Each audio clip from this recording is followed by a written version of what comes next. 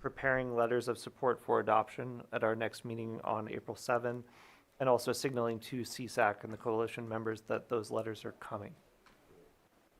Thank you. I'm not sure. Go ahead, Supervisor Peiska. Yeah, thanks for bringing up the CSAC letters.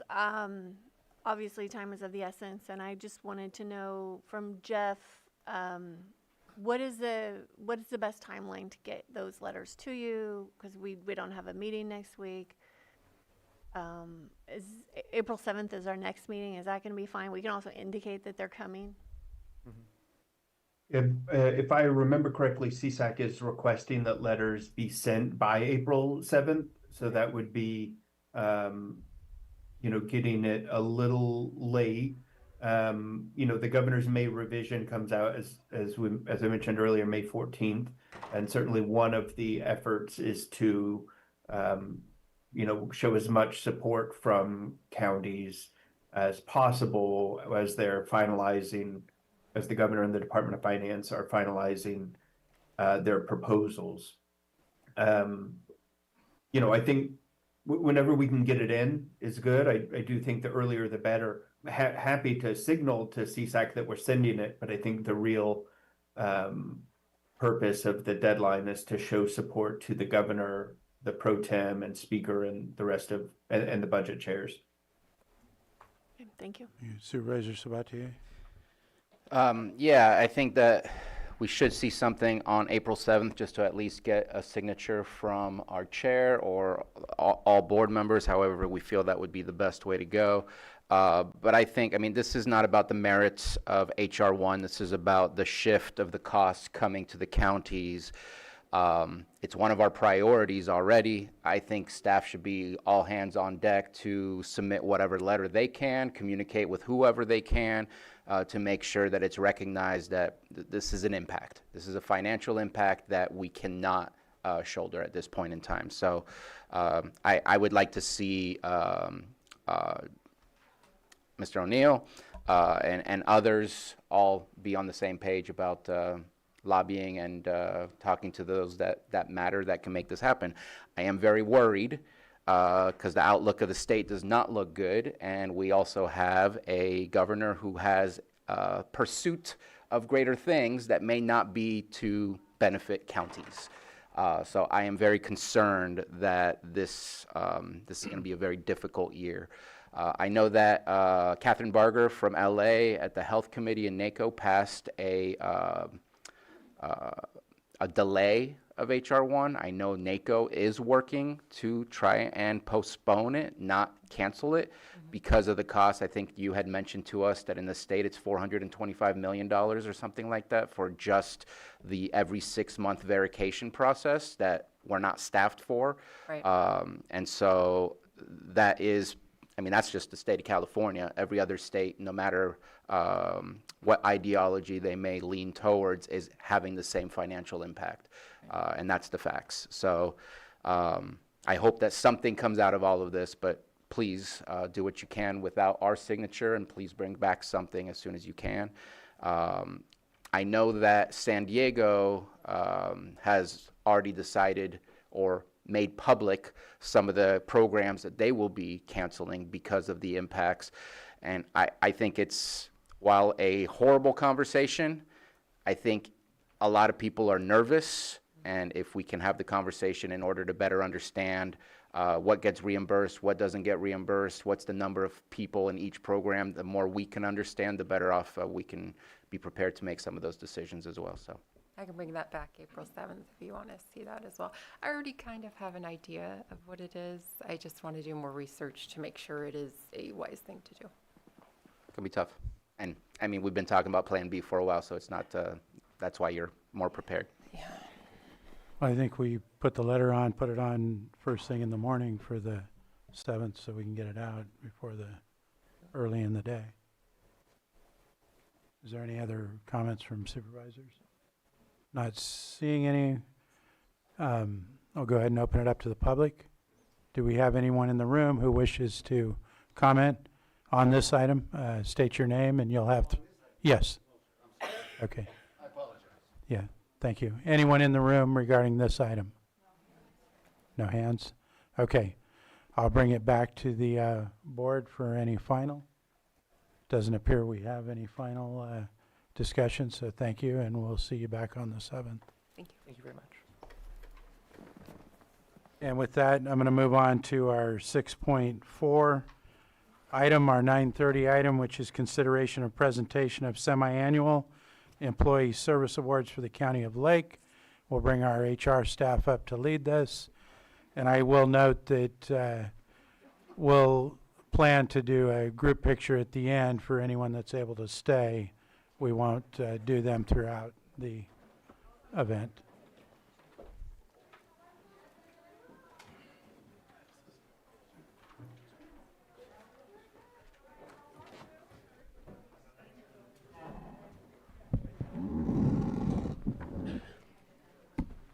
Good morning. Welcome to our March Service Awards. Twice a year, we recognize our employees. We ask their departments to come up and recognize them. We'll call up the departments in order so that they can celebrate their employees. We like to spend a little time thanking our employees for their great work. You are our greatest resource, and this is our time to celebrate you. I think we still have a few people coming in, so let's just, should we give it a second?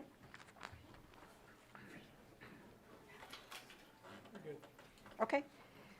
So the first up is Animal Care and Control.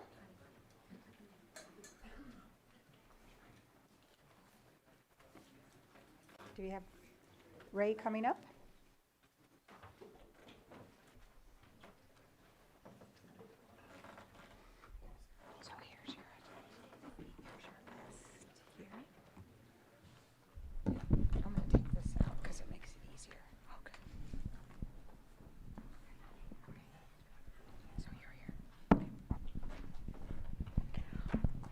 Good morning, board and fellow coworkers.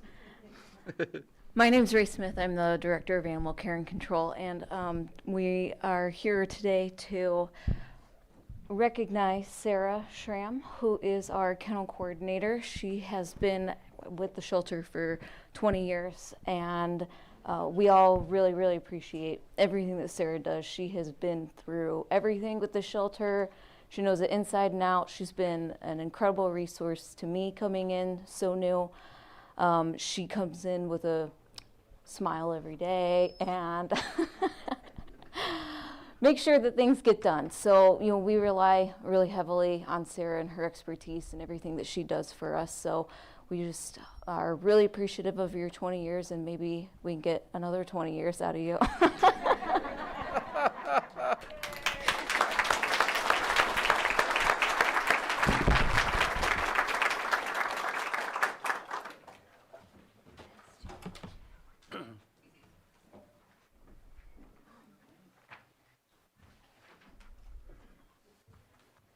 Next up, we have our Auditor Controller. Yes? We do. Genevieve?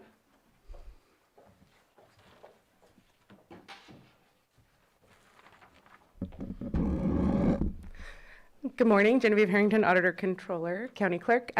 Here to introduce two staff members who've been here for 5 years. They want to be acknowledged together.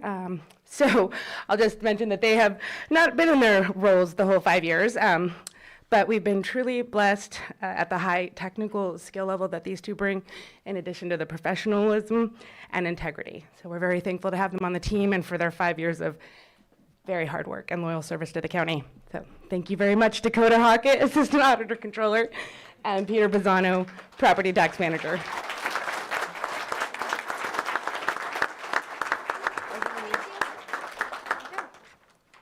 And you get a pen.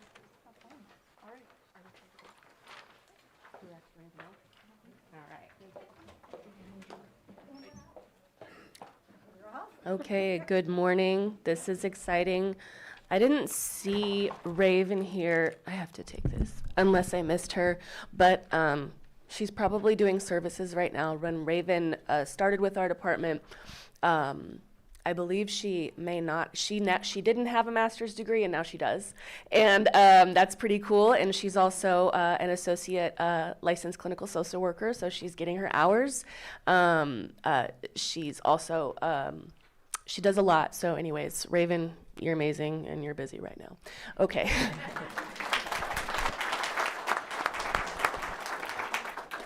Okay.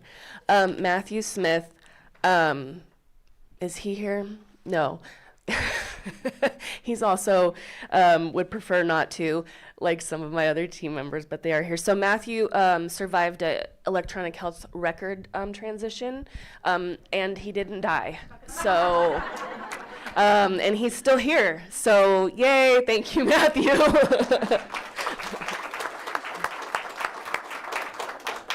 So Sarah Miller has had, and she is here. She can come up. She has had like two phases with our department. She was here years ago, and I didn't have the pleasure of knowing her then, but I know that she worked very closely with some colleagues of mine on the MHSA, the Mental Health Services Act. She was an analyst, I believe, for the MHSA.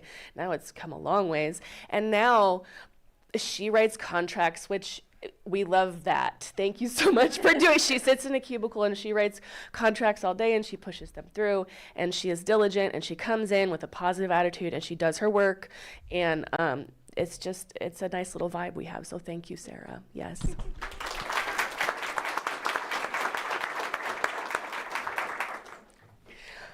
I'm gonna cry maybe. This is Vanessa Mayer. Oh my God. Sorry guys, I've been through a lot, and she has been there. We've been through a lot together, but I would have not done it any other way. She's incredible. She's an analyst. She started with the social services department. Yes, we stole her, and she's been great, but you know, a rising tide lifts all boats, and she has significantly lifted the tide in a lot of boats. I want to brag on her. So for the first time, many other counties have a lot more staff and money and time and resources than we do. I know that water is wet, right? And this is true for our compliance team. So this woman is in charge of all the compliance aspects of every single part of our programming for behavioral health. And the state is a pretty tough master with regard to what they require. So we actually, for the first time, we have no findings for our SUD program. Yeah. And we used to have a lot, guys. Pretty strong team. I'm not sure it's the first time. But she's very humble, as you can tell, so thank you, Vanessa. I love you. And this, it's a clock, maybe?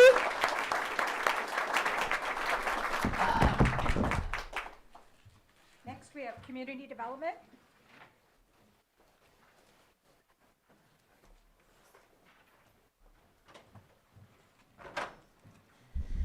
Thank you. We have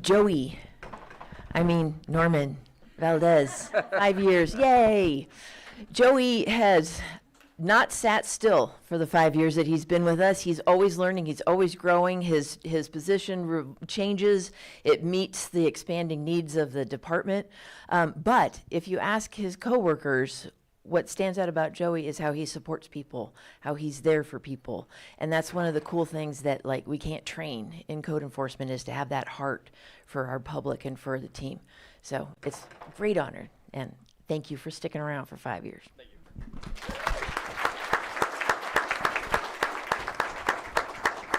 Taking your thingy, bobber.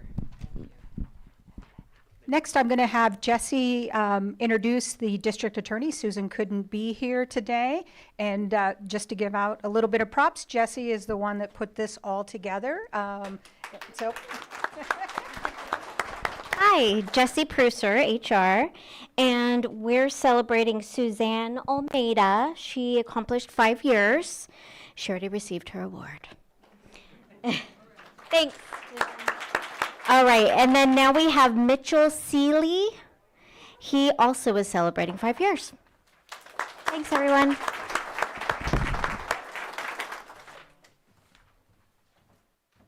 Health Services.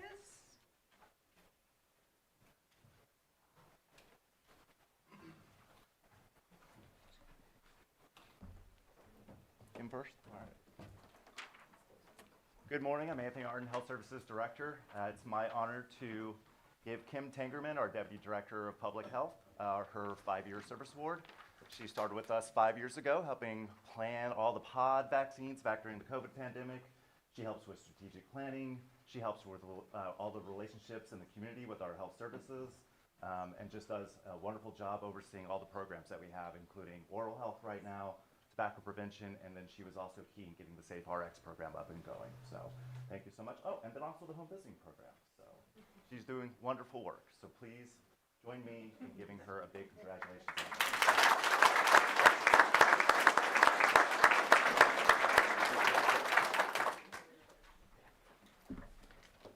And next up, a big 20-year award. Unfortunately, she's not here. She's at a conference today. But Packaday Presidio. She's been serving with us as an environmental health inspector. So when you see her, thank her. When you go out to eat, all your food's safe at the restaurants. She also ensures that septic tanks aren't leaking into waterways. She helps with inspections at body art facilities. And she also does a great job helping train our staff as they are incoming and making sure that they become registered and licensed environmental health specialists in the county. So thank you.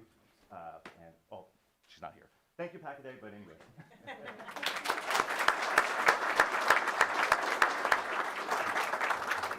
Next up, IT.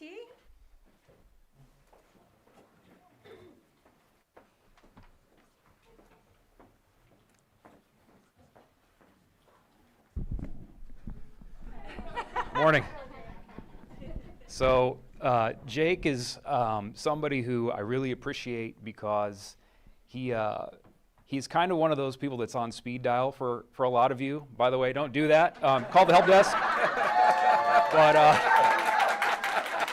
it's just really, I'm really grateful to have people on my team that you all enjoy working with, and I absolutely can emphatically say that about Jake. I think anybody that has worked with him or had Jake assist them knows he's just a pleasure to work with and does great work. So just really grateful to have you on our team, Jake, and stick around a while. So.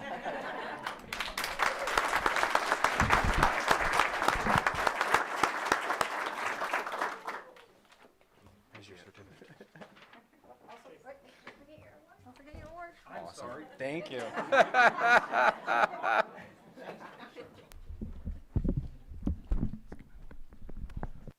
Hello, I'm Christopher Veach, County Librarian, and I have with me Emily Dunn, who's celebrating 5 years as the Branch Library Coordinator at the Upper Lake Library.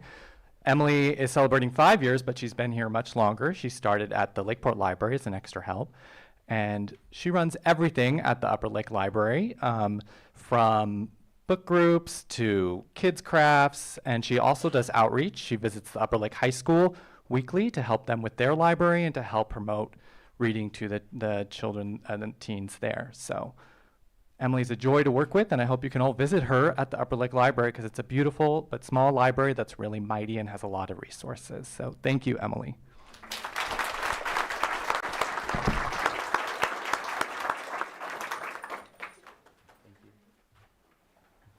Probation. Wendy?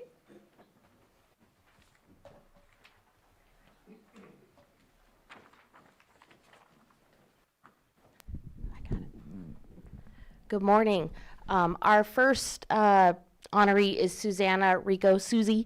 She is our school resource officer at Kelseyville. She is a bright light on the campus, helping keeping the campus safe and being a resource for kids to come to when they need help. She's at training today, but we will make sure she gets this.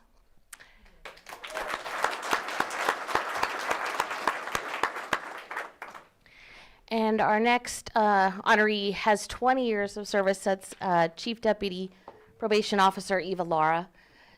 Eva started in the department as a juvenile correction officer back in the day when we had a juvenile hall, and worked her way up to, she's one of my right hands, and is a bright light in her office every day, and I don't know where we'd be without her. So please give her a hand.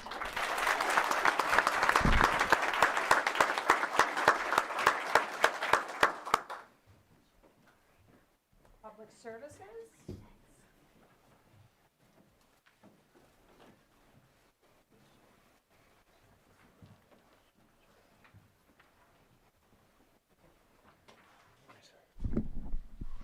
Well, good morning, everyone. Lars Ewing, I'm the interim public works director, is what I'm going to officially say, because first up is what the artist formerly known as public services. That's the department that I'll be presenting. So for 5 years, Carolyn Burley, who's to my left, Carolyn is your museum curator and is a fantastic museum curator. She started in 2015 as a volunteer and worked her way up as assistant curator and ultimately as the museum curator in 2023. Carolyn is forward-thinking. She's a steady leader and of particular note, she's highly educated. You're looking at a woman who has her master's degree and very soon her PhD from Johns Hopkins University on the East Coast. So, yeah, I think now, unfortunately, this is bittersweet. She is leaving not just the county, but the great state of California for that same East Coast. She's gonna move on to probably run eventually a museum over there, and they are better for it. We are not so better for it, but we'll be in certainly a good hands. So, Carolyn, congratulations on your 5 years.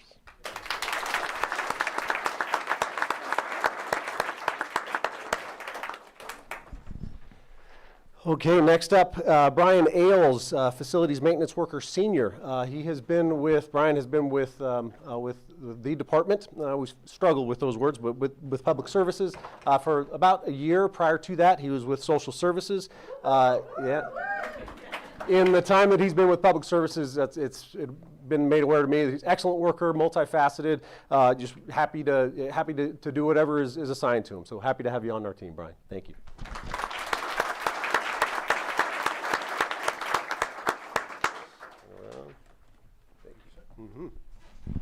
Okay, next up, also with 10 years, Sheila Carr. She's a public services analyst, the public services analyst.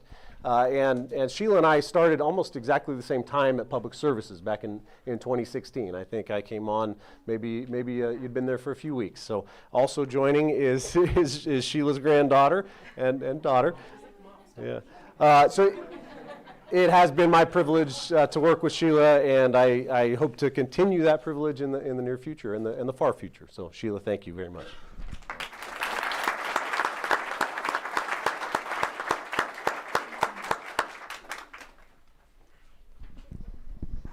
Okay, next up for Public Services, Brendan Full. Brendan is your park superintendent. He has 20 years of work with the county. I always like to point this out, someone who started as a OJT Parks Maintenance Worker trainee back in 2005, worked his way up to ultimately be the top dog maintaining and improving the park system. Brendan is a hard worker. I have seen it firsthand, and I think more important than that are his coworkers who say he's the hardest working boss they've ever had. So that tells a lot to me. So Brendan, thank you for your work.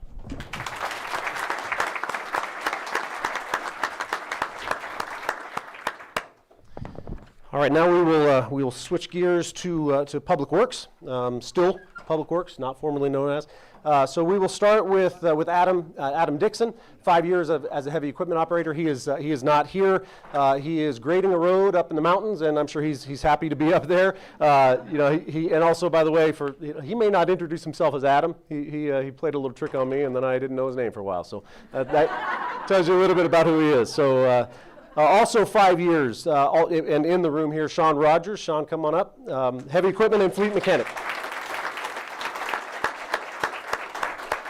So Sean, outstanding talent, and not more important, but of note is his attitude. Outstanding attitude, and I will say that is both of which, the attitude and the talent, is really a common theme in Central Garage, and you'll see quite a few people coming up here. So I appreciate not just your skill maintaining the equipment and the vehicles that those in the room and outside drive, but the way you carry out your work. So Sean, thank you very much.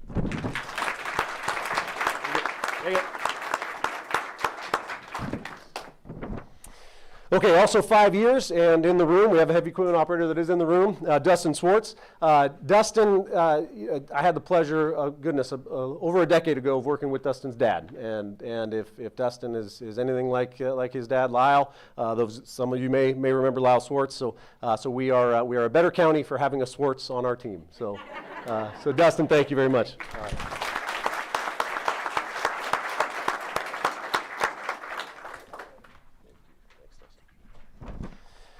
All right, moving on to 10 years not in the room.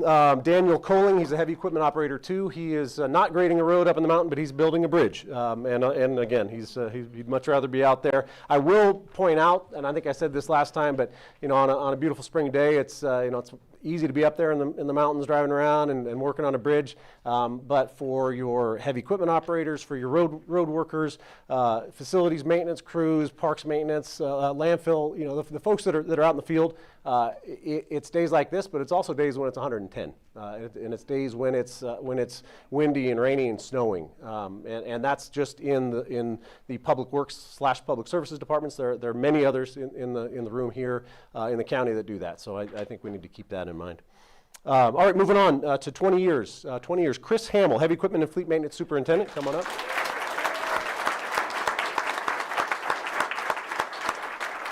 So Chris was hired as a mechanic back in 2006. In 2019, he was promoted to the fleet maintenance superintendent. I believe it says supervisor, but I think it's important to note he is a superintendent, and has been in that role since 2019. I mentioned Central Garage and the attitude that they carry out their work with, the skill that they carry it out with as well. And Chris is the leader at the top of that. So he really has a steady, calm, and organized spirit. And I really cannot say enough about the way Chris leads his crew and how his attitude really they reflect his attitude, I think is the best way to say it. So Chris, it's my pleasure to work with you for some of the last 20 years, and it was said earlier about the next 20. I will not let him answer. So Chris, thank you. 1995 Upper Lake High School graduate.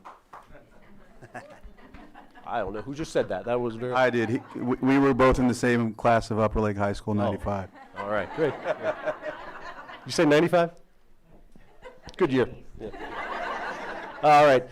We will move on now to also 20 years. Juan Nunez, right here. Juan Nunez, Public Works Worker Senior. So Juan,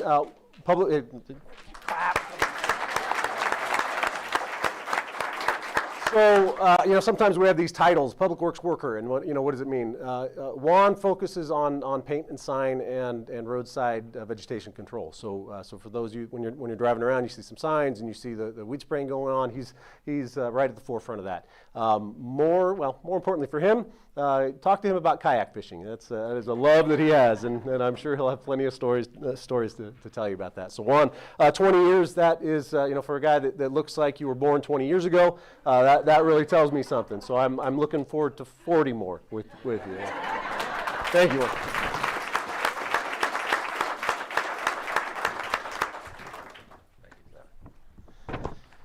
Okay, 20 years also with Public Works. Jim Van Lannen, come on up, Jim. Jim's a fleet maintenance technician. When you make a call, you make the reservation for a vehicle, you're interacting with Jim. You have the pleasure of interacting with Jim. He does a whole lot more than that. He is a right-hand man to the crew down at Central Garage, and he is no different from that skill set and the attitude that they carry about their work with. And up on the screen, you can see he's an off-roading enthusiast. So he'd probably rather be up in the mountains, like I mentioned, but I'm glad you're here, and I'm glad that you continue to be here. So, Jim, thank you very much.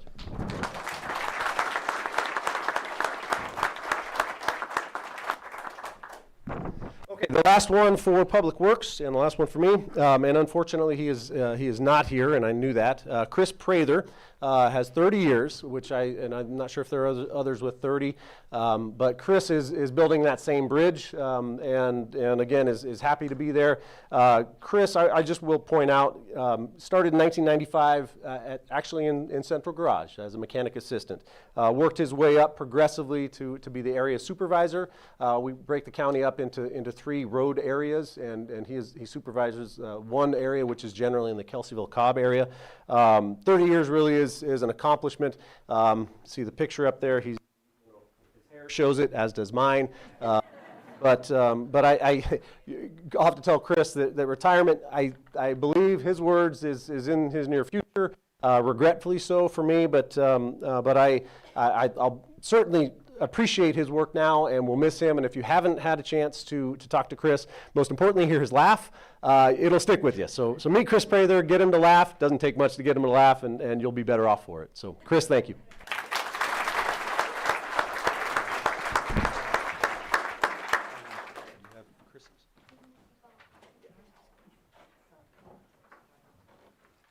Next up, we have the Sheriff's Department.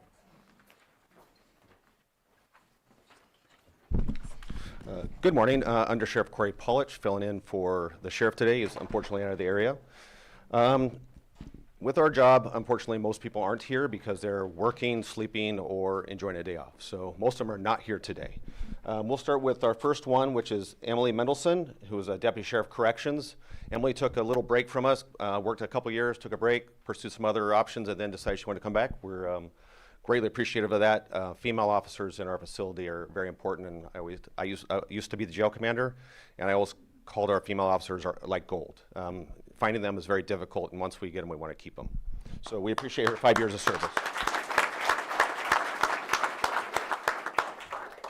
Next up is Marisol Gallardo. She's also a Deputy Sheriff Corrections with 20 years of service. Again, another gold. We're great to have our female officers out there, and we're just going to try and keep them. And 20 years of experience out there is, you just can't replace that. So we appreciate her.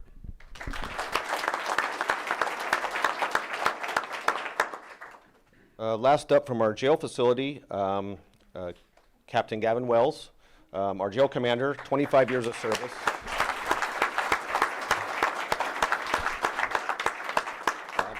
Position that I held before this position, very difficult, very important, keeping those in our custody safe as well as our employees at our facilities safe. So I appreciate Gavin being out there and doing that job. Thank you.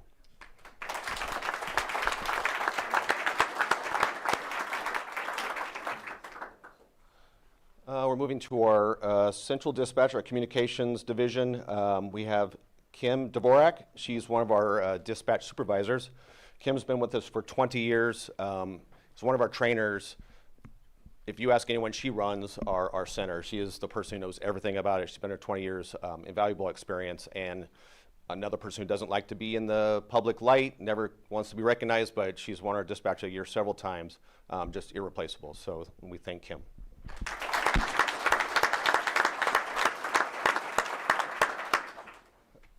Also in our dispatch center, we have our Lieutenant Ben Moore, who is our OES and dispatch commander. He's kind of learning that position and also is very appreciative of Kim. 20 years of service.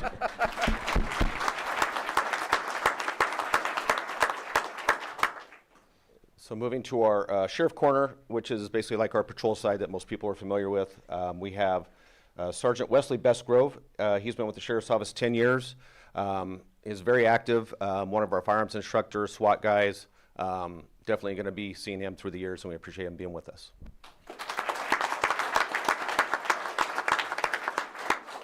And lastly, we have our investigations commander, Joe Dutra. Lieutenant's been with us for 20 years. Another position that I held throughout my career, the investigations commander, very important, overseeing our investigation, our major crimes unit, those very serious crimes that take a lot of attention and sometimes a lot of detail, and it's important to have someone overseeing that has that attention to detail. So thank you, Joe. Thank you.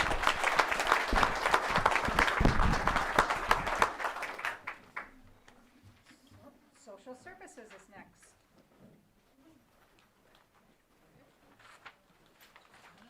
Have it all prepared. Good morning. I have 15 staff to acknowledge, so this will be speed kudos. If you have 15 or more years of service, I have lengthy comments. For the rest of my troops, we'll have a special acknowledgement at our all staff on Wednesday, but I do appreciate you all. We also have some staff in training today, so if they're not here, they are hard at work elsewhere. First up, we have 5 years of service for Lakita Grant. We'll get that to you. Oh, here you are. Okay, I'm deaf on this side, so congratulations, Thank you. Lakita. Thank you so much. Of course.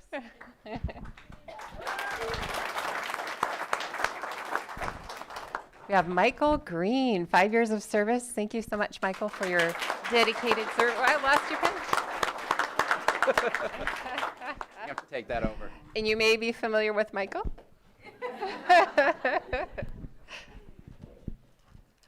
We have Sean Smith, 5 years of service for Sean. Not here.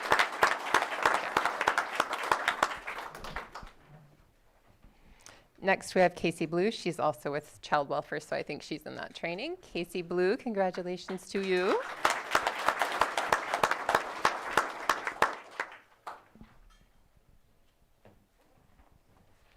Catherine Johnson. Katie, are you here? Nope. Okay. 10 years of service for her, and we'll get this to her.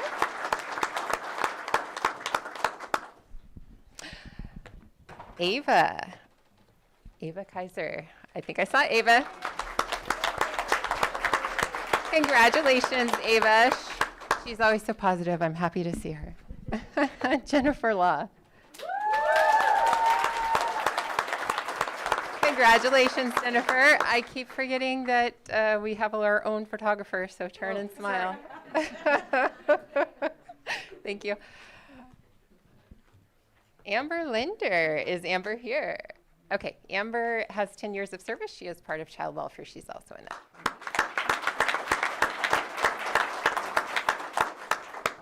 Hattie Mayer. Did Hattie make it? No. Okay, she's also in training. We've got some dedicated staff.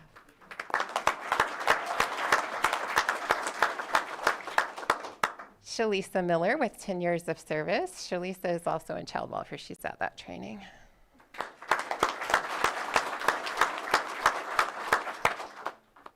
And we have Julian and Robbie with 10 years of service. Julian, not today, okay.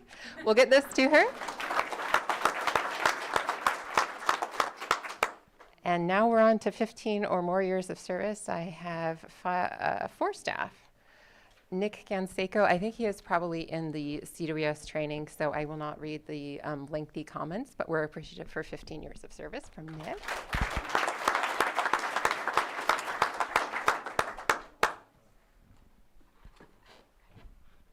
And now I have James Grogg. Come on up here, Jim. I have some comments for you, Jim. Congratulations on your 15 years of dedicated service. Your extensive experience from your time at APS as a social worker to your leadership in PAPG unit has made a lasting impact on the elderly disabled individuals in our community. Your knowledge, commitment, and leadership are truly valued and appreciated.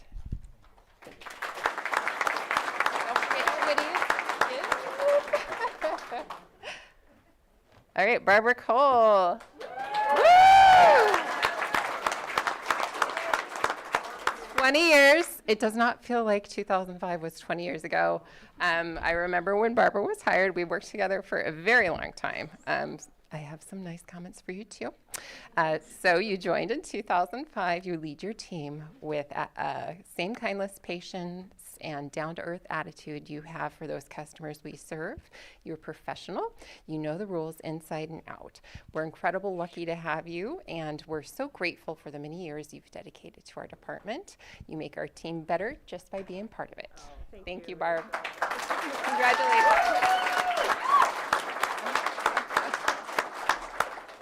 And last but not least, we have Gar Elliott. Gar. 25 years. Congratulations, Gar. 25 years. I have comments for you too. These are in writing. Sorry. All right. For 25 years of dedicated service, Gar Elliott has been the backbone of our facilities maintenance team. His unwavering commitment has guided us through countless changes and every disaster with resilience and skill. Known for your kindness and dependability, you are a trusted colleague and a true example of excellence.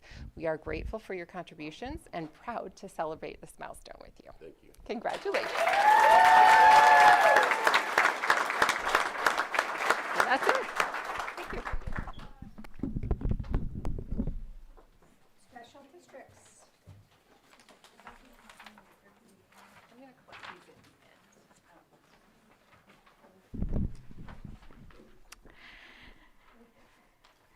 Good morning. I'm Robin Bore, the Special District Administrator. Today we have Chris Becker here. He is our area superintendent, celebrating 5 years with the county.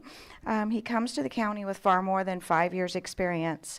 When I came, he was the superintendent for Kelseyville, and during our January disaster, he stepped up and took over Southeast in the most critical and dire straits we were in. He is always willing to jump in and take on a challenge, whether it's jumping feet first into a hole with the crew, working shoulder to shoulder with them, or dealing with the night crew. When we shut off the spill on Tuesday night, by the time we arrived Wednesday morning, Chris had cleaned up the entire lake and we were down to just some small puddles. The amazing work that you have done, as well as the leadership you have brought to Southeast, is amazing, and you're really making a difference in everything that you do. Thank you very much.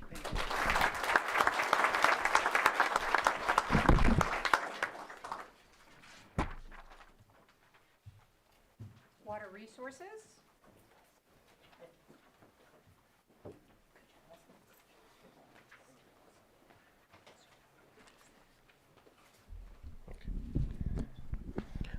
Hello everyone, it's Pawan Upadhyay, Water Resource Director, and today we are celebrating Jacqueline's 5 year with us. I would say she's like a wonderful person to work with, and I think most of our staff enjoys working with her, and she is central to our operation. And I really appreciate how you address all the questions the staff might have, and I don't know how we will handle it without you. Yeah, thank you.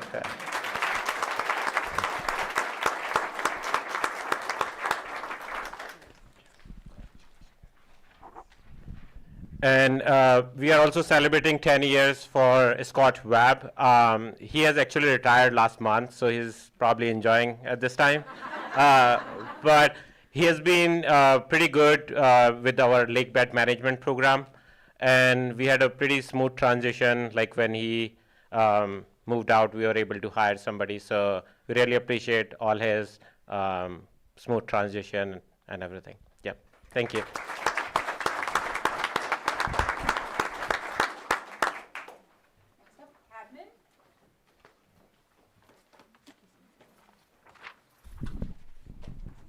Hopefully last but not least for you guys, Admin Stephen Carter, Assistant County Administrative Officer.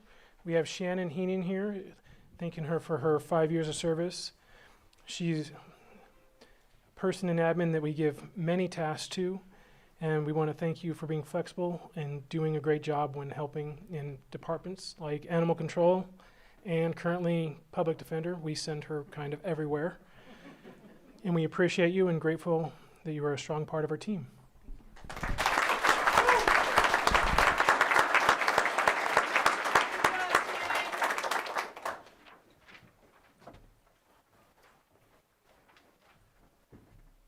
Jessica, do you want to come down here?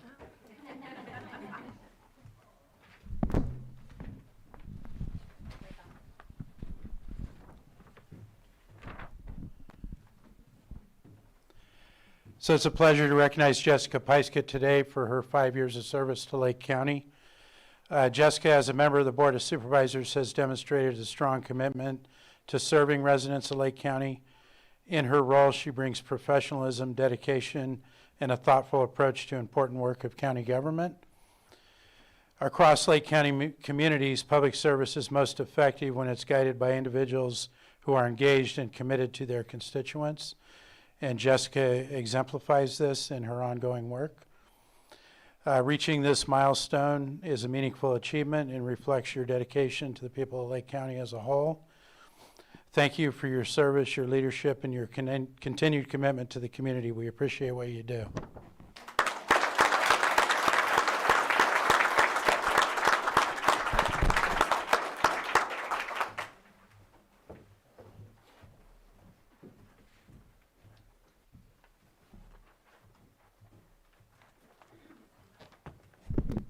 And next, we're going to recognize Maria Valadez. Maria, are you here? If you could come up.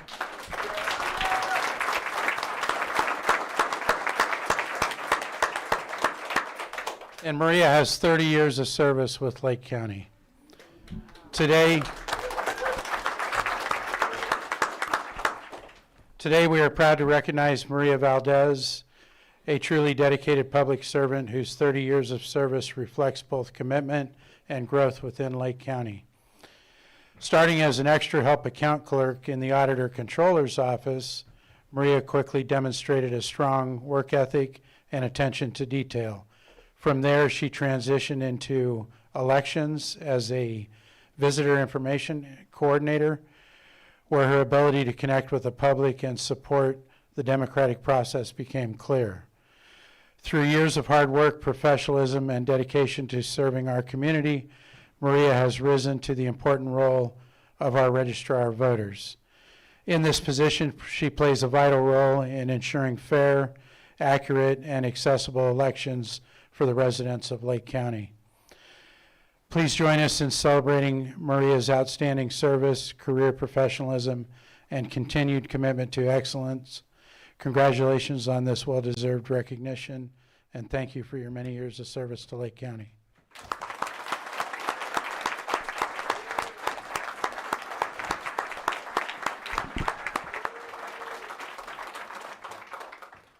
That is our last award, but before you go, I'd like to turn it over to the board if they have any closing statements. Board members? I just want to stand up and applaud everybody that I'm looking at right now. And I just want to comment that the employees of our organization are our most important asset. We would not be a county, we would not be able to serve the public without the dedication of all of our county employees. So thank you very much.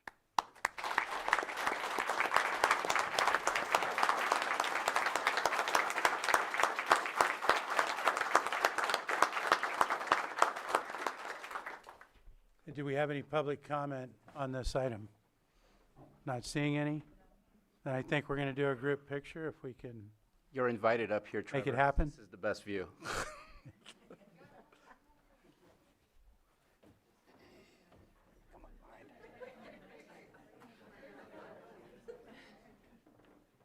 One, two, three.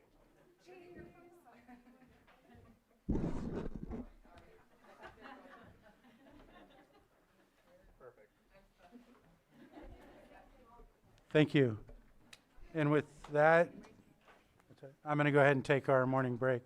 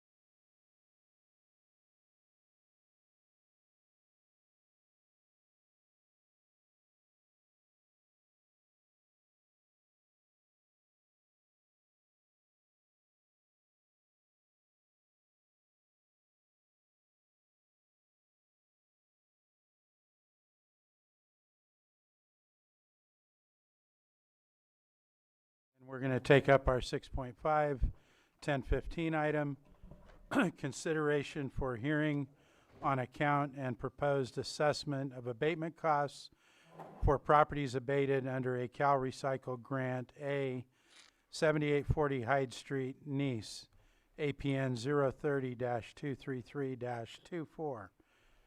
Property owner Margaret and Rodney Bomer, TTE, B 2560 Fall Street in Nice, APN 030-07106. Property owner Charles Catalina, C 7769 Main Street, Nice, APN 030-174-26. Property owner William and Paula Pearson, D 7756 Main Street, Nice, APN 030-173-18.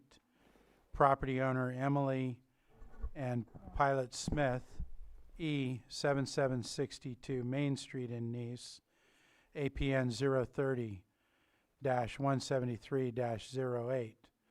Property owner Jean Donaldson, F 7771 Main Street in Nice, APN 030-174-25. Property owner William and Paula Pearson, G 2826 Bush Street, Nice, APN 030-142-03. Property owner Levi and Rachel Menitz, and H 2830 Bush Street, Nice, APN 030-142-04. Property owner Elsa and Alberta Hendricks. And before turning it over to community development, is we need to swear in all witnesses that may be here to testify on this item today, either in the room, present, or on Zoom. Do we have anyone on Zoom? If you're in Zoom, raise your hand if you're going to speak on this. I don't see any hands in Zoom. Everybody else, if you're going to speak on this item, with your right hand raised, do you solemnly swear that the testimony you're about to give will be the truth, the whole truth, and nothing but the truth? I do. Thank you. Okay, we will first turn it over to the Community Development Department to present the facts and any evidence on this. You want to introduce yourself? Sure. Good morning, Chair Rasmussen and Board. Shannon Walker-Smith, Deputy Community Development Administrator. As you know, we are getting near the end of a 2-year grant cycle with a illegal disposal grant that we had from the Cal Recycle Agency at the state. And we will be bringing before you lots of these items over the next couple of months as we get close to wrapping up this grant. This was the first batch of illegal dumping sites we cleaned up in the Nice Hills. And I will turn it over to Marcus Beltramo, our Code Enforcement Manager. Good morning to the board. My name is Marcus Beltramo. I'm the manager of the Code Enforcement Division for the County of Lake. Today we come in from the board to request approval of liens to be recorded against properties that were identified to have violations, and then an abatement was performed. I'd first like to start off by pulling 2 of the properties. We had an e-comment. Based on that e-comment, we'd like to work with those property owners a little further. If not, we will be bringing those properties back for the board to review and possibly record a lien. The 2 properties we're asking to remove from today is 7769 Main Street and 7771 Main Street. Based on the comment, we just want to, I also prefer to have that conversation, work with them. They did sign right of entries. They were aware of the process, but I think just having that one conversation one step further with them before we bring it to a board, I think it's just best. So right now we're just going to be bringing 4 properties in front of the board. 7762 was mentioned. We're not bringing that one in front of the board today either. So it'll just be 4 properties. Those 4 properties will be 7840 Hyde Street in Nice, 2560 Fall Street in Nice, 2826 Bush Street in Nice, and 2830 Bush Street in Nice. Thank you. Again, like it was stated earlier, these abatements were performed in connection or related to a Cal Recycle grant that was obtained.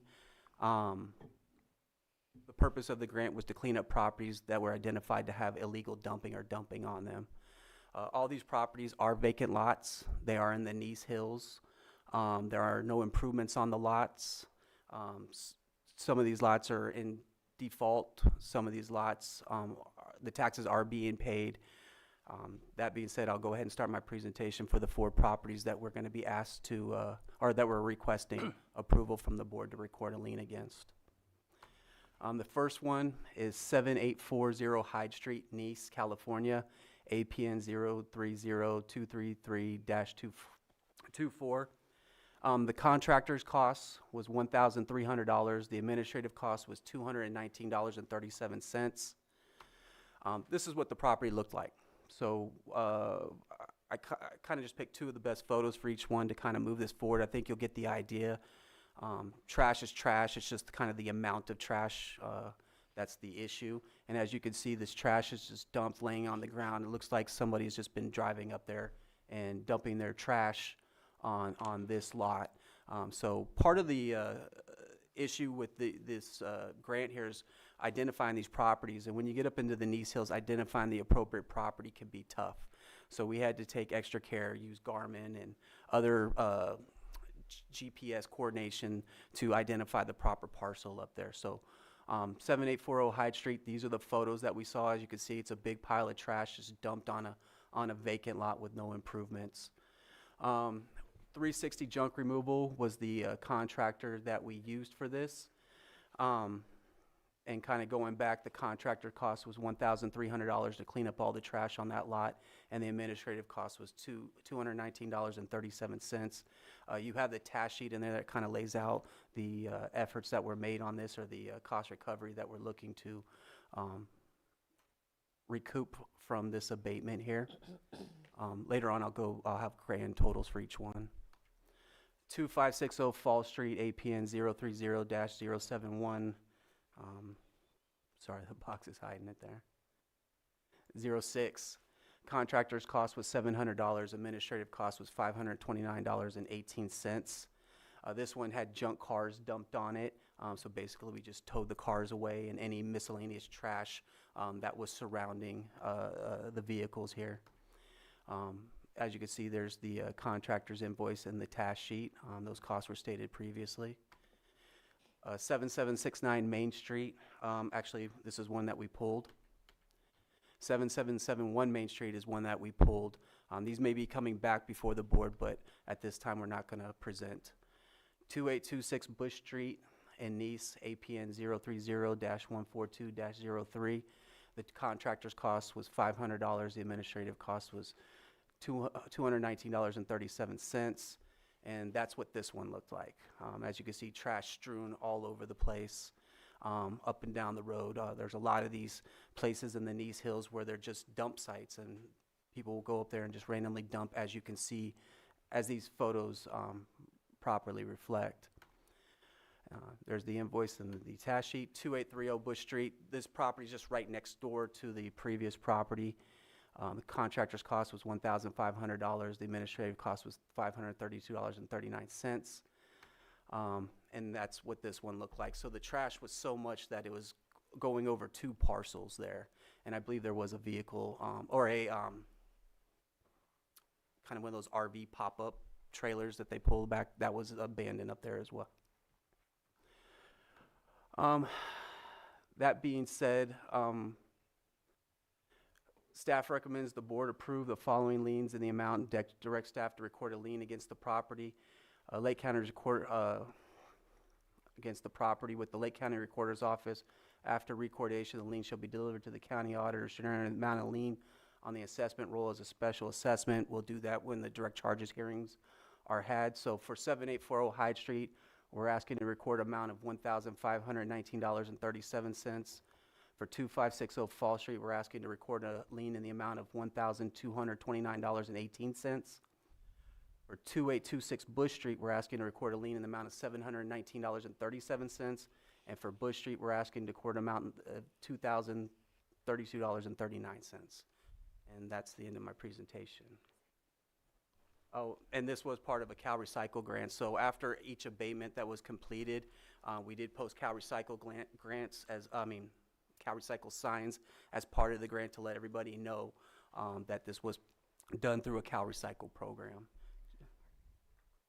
Oh, so basically the way, which Shannon's advised me to do, is that there is a special process here, and part of the process and part of the grant is they had a special requirement. So when we record these liens, the first lien position, which will be the contractor's amount, that will be recorded in favor of Cal Recycle, which means they'll have the first lien position, which means when these liens are paid back, they will have the priority lien to get paid back first. The county will be in second position on these liens, and then we'll get our recovery costs. Cal Recycle's already approved the template that we'll be using, but it will spell out and it will be detailed, stating and reflecting that Cal Recycle will be in first lien position, the amount. County of Lake Code Enforcement Community Development Department will be in second position, and the amount, and the lien will clearly state that, so future people will understand where those monies are supposed to go. That being said, that concludes my presentation. Okay, anything else from community development? Not this time. Do we have any, go ahead, Supervisor, with a Yeah, I just have certain questions. It's not a big one, but it's just something that I guess it's confusing to me. I'm looking at your billed hourly rates that are on top of your task sheet. It says code technician, 4105, officer, 4738, supervisor, 5388. I don't see any of these task sheets with any officer rates. They're all supervisor rates. I'm just wondering. The individual who did this was our now he's a coordinator, was a supervisor. It was Norman Valdez. So he is a supervisor, so it's done at the supervisor rate. Okay. I guess I was confused because I thought we had the most officers ever at this moment in time. All of our program coordinators have a full caseload, so they're officers plus. Okay. I guess it makes sense for certain things to be the supervisor, but it makes more sense to me so that we're economical in what we're asking people to pay. And again, I don't want to get in the weeds on how to do your part, on how to organize your team, but it just seemed awkward to me that there's zero on any of these, and including the ones you pulled of officer time that was put into it. Supervisor Crandall. Yes, just, I seen there was a public comment, yeah, I'm sure you were able to see that as well, and then just to expound upon that, I know that there's an amount of different seniors that have concerns about their abatements and whatnot, and I've got feedback to some of them. Is there an approach that you all might be taking when it comes to folks that are like over 80? So we are very compassionate as a code enforcement unit. When we identify issues involving elderly or seniors or those with disabilities or minors are involved, that kind of sends a signal, and the officers are trained and they are taught, and part of their procedures is that when they spot and identify these issues, they're immediately to inform the manager, and at that time we're supposed to assess the situation and determine what the proper route is. So when it comes to seniors, we reach out to APS, we give APS the fact pattern, let them see if they have any ability to assist in the situation. They do an initial assessment. We understand a lot of our properties involve seniors, and we understand they're on tight budgets, and we also understand it's very tough when you get into those ages to maintain your property. So we do try to work with them the best we can. We do try to get APS. APS has been great lately in their involvement in being able to provide services, and in some case repairs to some of these homes. You'll see those in future lien hearings. But we do try to do what we can. We don't try to rush into anything. We try to fully understand the situation. Once in a while, we do try to reach out to NCO. They do have a program there that will do repairs. Haven't been as successful as we have been with APS. APS has stepped up immensely and been a great assistance in a lot of these situations. But we do the best we can, and we do try to be sensitive to elderly individuals. There are certain cases that a lot of the successes we have with the seniors or the elderly community, they don't come in front of the board. You don't see those. That's because someone stepped in, corrected those issues, and we didn't have to come in front of the board to request a lien to be heard. But If you are having issues and seniors are bringing those to your attention, I think you should contact us. We should meet on them, discuss them, get you all the information, see what happened here. Who knows, maybe there's some place that we can improve and be better, but me personally, I am sensitive to the elderly community, and I don't want to cause any further detriments to them in their situations. So when I do catch that, we do take extra steps, and we do inquire with other departments and look for other resources for them. Thank you. Supervisor Owen. Yeah, and I know you touched on it. My question was actually about the funding, and I know that it's a grant, and but I know you did touch on it, but I just want to be clear. So the monies first goes back into the grant that we have, so we can continue to make abatements of properties. No? The grant money funded some officer or program coordinator time, but the majority of the money is for abatements. And because the state is spending their money for those abatements, they require us to lien the properties to recover their cost. So it'll go back to the state, It goes to back Cal to the Recycle, state. so that they can give more grant opportunities to communities like this. So it's more of a loan almost, because we have to give it back.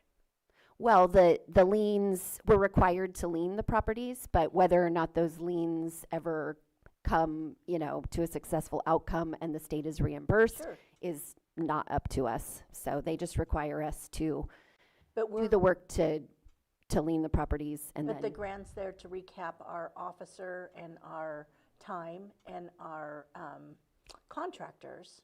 Correct. And then that we can recover goes back to the state. Okay, so I just wanted to be clear on that. Thank you.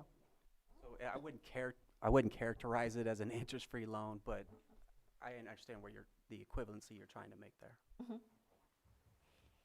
Okay, anything further from supervisors?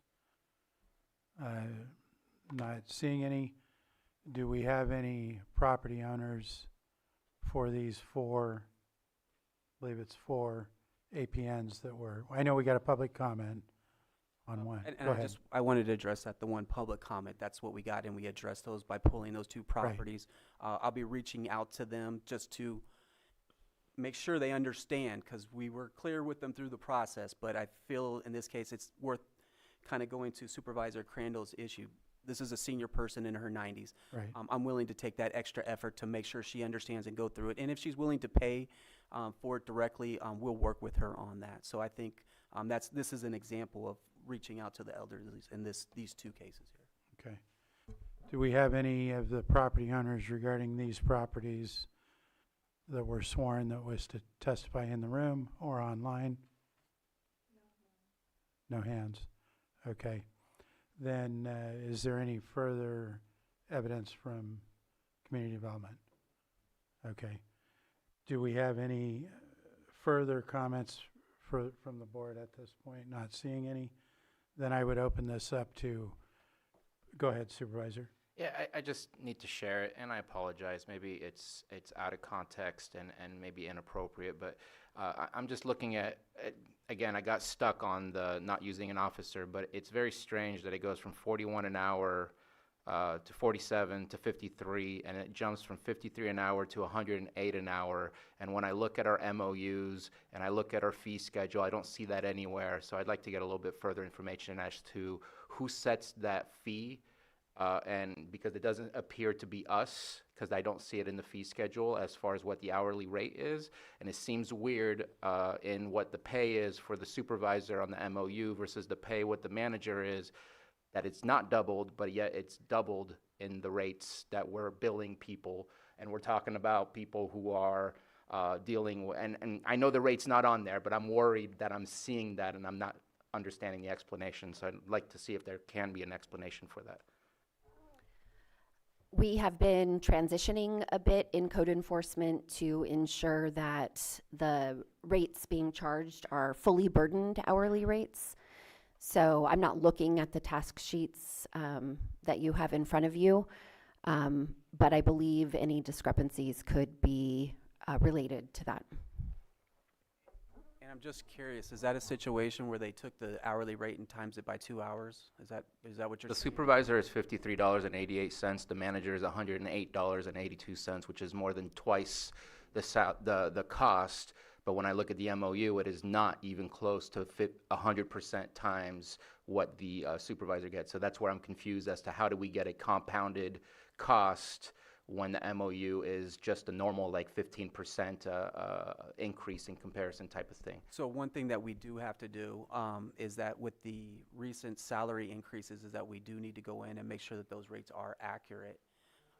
In this case, If it's possible to email me an explanation of what these numbers are, or us, just because right now I'm not making sense of it, and I also don't want to really put you on the spot because I haven't asked you that, and I apologize I didn't email that.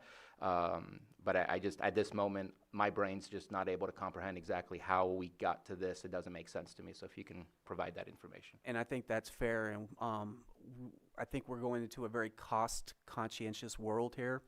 And I think that being said, whatever information the board needs, you should ask for it and we should provide it to you. And then we should provide or be able to substantiate how we arrived at those numbers. So we will work on that and get that information to you. Thank you. Additionally, on the next master fee schedule, you'll see an item for a code enforcement hourly rate so that we can charge one rate across all tasks. Anything further, Supervisor Sabatier? No, I'm good, thank you. Okay. With that, I'll open this up to general public comment regarding this item in front of us. Not seeing any in the room, none online. I'll bring it back to the board for any further questions, comments, or potential action.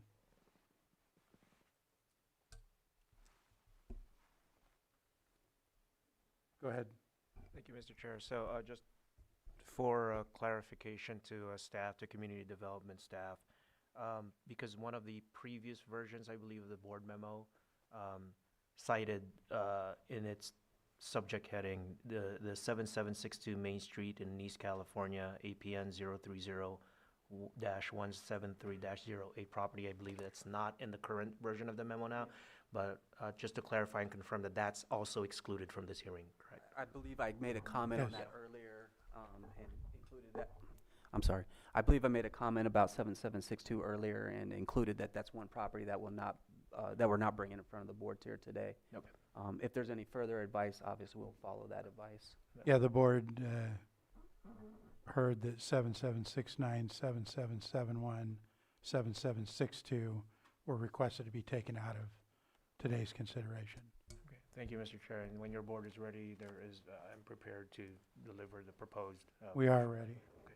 So the motion would be to approve and confirm the assessment of the following lien amounts on the following correspondent address, and direct staff to record a lien against the property with the Lake County Recorder's Office. After recordation, the lien shall be delivered to the county auditor, who shall enter the amount of the lien on the assessment roll as special assessments for the following properties. That would be these four parcels here. That would be 7840 Hyde Street in Nice, APN 030-233-24 in the amount of $1,519.37.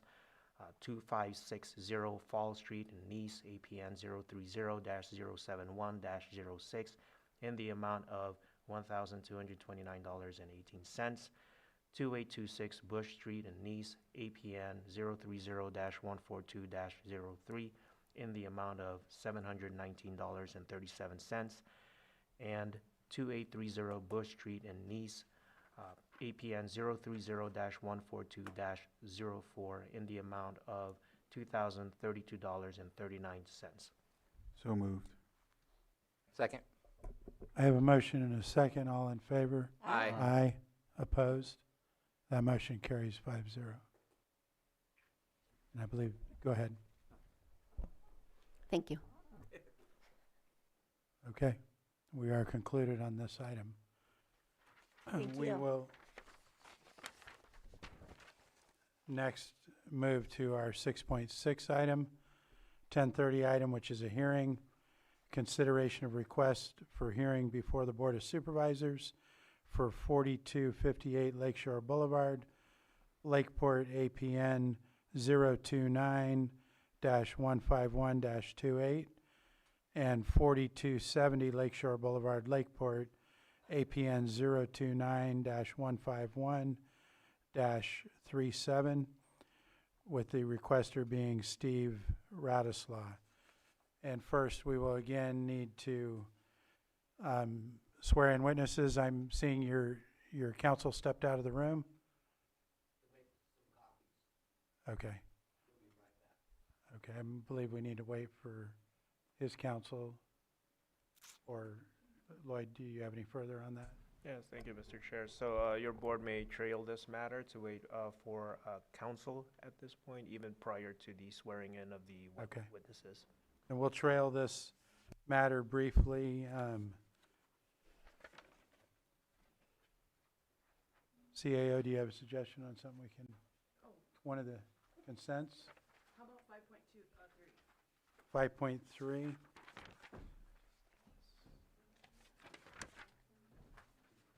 So I'm going to call our 5.3 item, which is approve update to the bylaws of the Big Valley Advisory Council, known as BVAC, and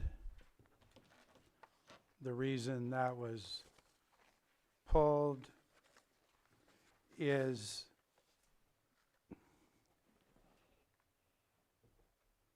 to clarify for the board that the update for this bylaw is located in Article 4, Section 4 of the bylaws, and not the Section 4, Article 1, as stated in the memo that was included in the package. Do we have any discussion from board on that? Not seeing any. Is there anybody in the public that wishes to speak on this item? No hands in the room, none here. And I will bring it back to the board for any further or action. Mr. Chair, I move that we approve the bylaws for the Big Valley Advisory Council. I'll second that. I have what's that? Okay. Yes, that's correct. I had a motion and a second. All in favor?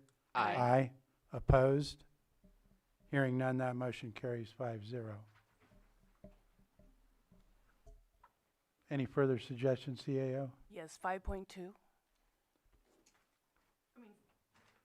5.5, excuse me. Okay. 5.5 we'll take up. This was to authorize probation department to apply for Prop 64 cohort 4 funding and designate the chief probation officer as the authorized individual to sign the grant application and enter into the grant agreement on behalf of Lake County. And do we have our probation officer? She's in Zoom.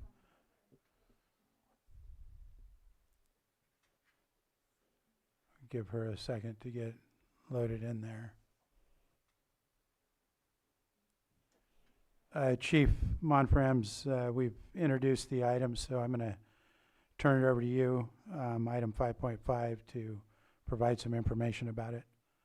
Sure. Good morning.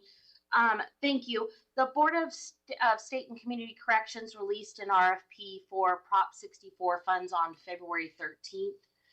At a meeting where the head of BSCC spoke on February 19th, I learned of the grant and was encouraged to apply.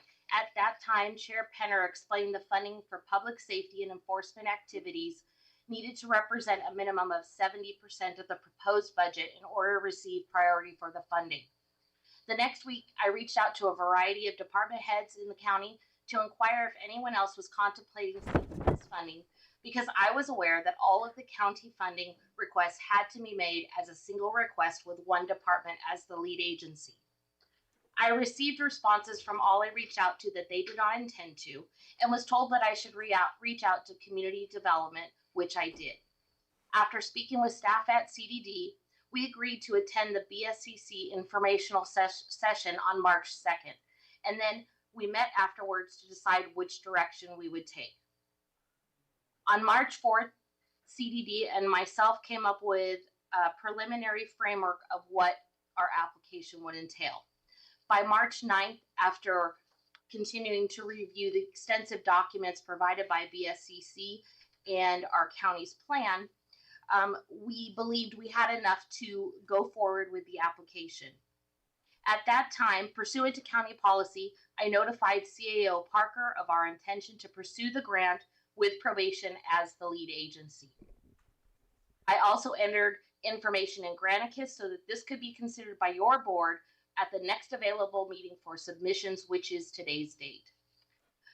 This was an extensive application, and it is a lengthy RFP that was produced by BSCC.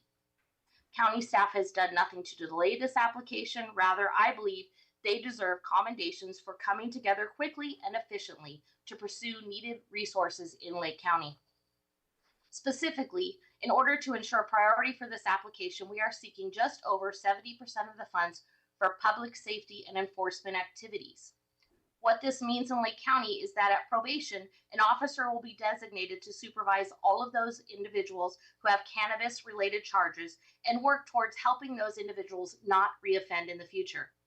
Currently, we have approximately 95 individuals with some cannabis-related charge. We often receive requests for assistance from other agencies for enforcement activities, but we cannot always do that because of staff availability.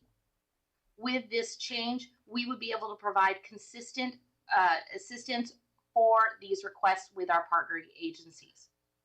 Additionally, the request would give a probation department a staff services analyst position, which would compile the data required for the grant and work on programs related to the grant. For CDD, the enforcement activities would be the grant would continue to fund 2 positions that the cohort 3 funding provided to the department for the last 3 years of the cohort 4 application period. Additionally, this grant would provide equipment and supplies for staff to each department.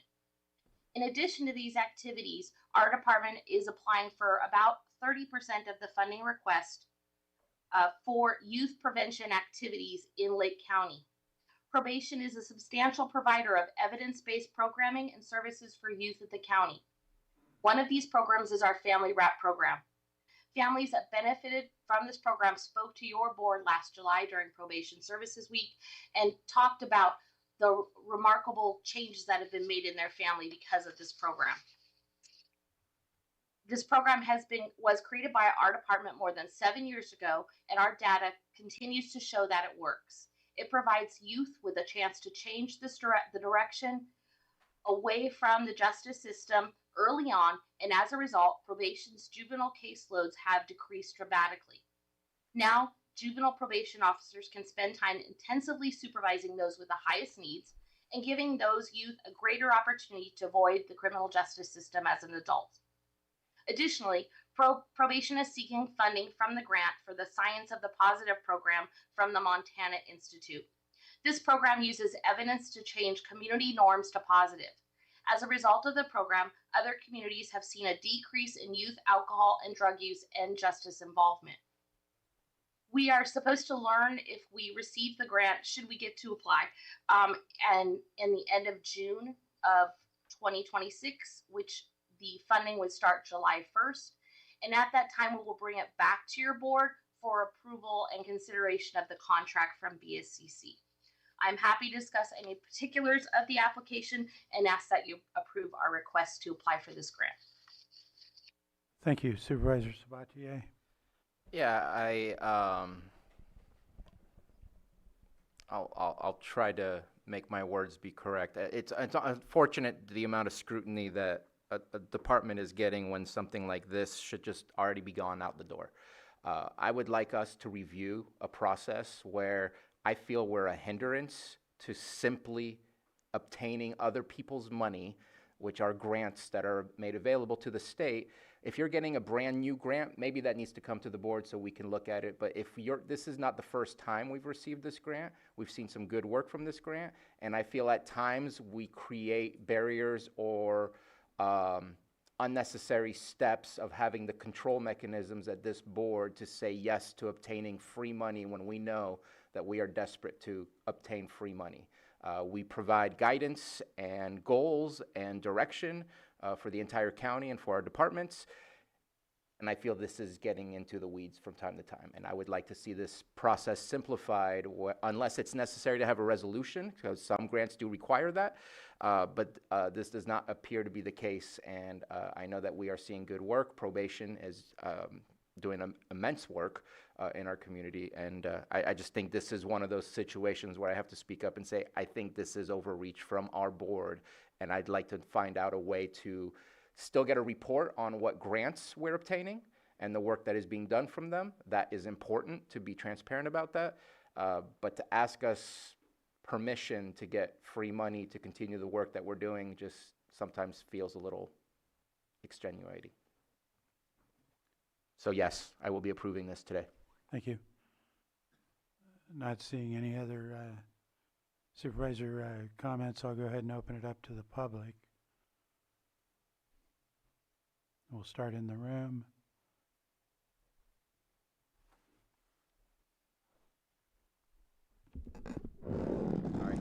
Don't worry. Good morning. The reason I asked for it to be continued is that when I looked on Granicus, I saw one paragraph. Is this on? Yeah, I only saw one paragraph describing this, and I think for 4.5 million, even if it's free money, it deserves a little bit more attention. The probation, and I forget her title, but she mentioned extensive work, yet none of that was provided. She mentioned it was posted on Granicus. I didn't see it. I just saw the legislative letter and the legislative text. It would be nice to see the plan. It would be nice to see the budget, where the money was be going. It didn't mention what youth programs the money was going to go to. And it was not clear as to why probation would be the lead for something that had to do with cannabis abatement. So that is the reason I asked for it to be removed from the consent agenda, because it is a lot of money and it deserves additional attention, and I don't believe it was properly noticed. I know others may disagree, but one paragraph that doesn't really describe the plan, and there's no other supporting documentation that's provided to the public is, well, it's concerning. And that's all I have to say. Thank you. Thank you. Come forward, please.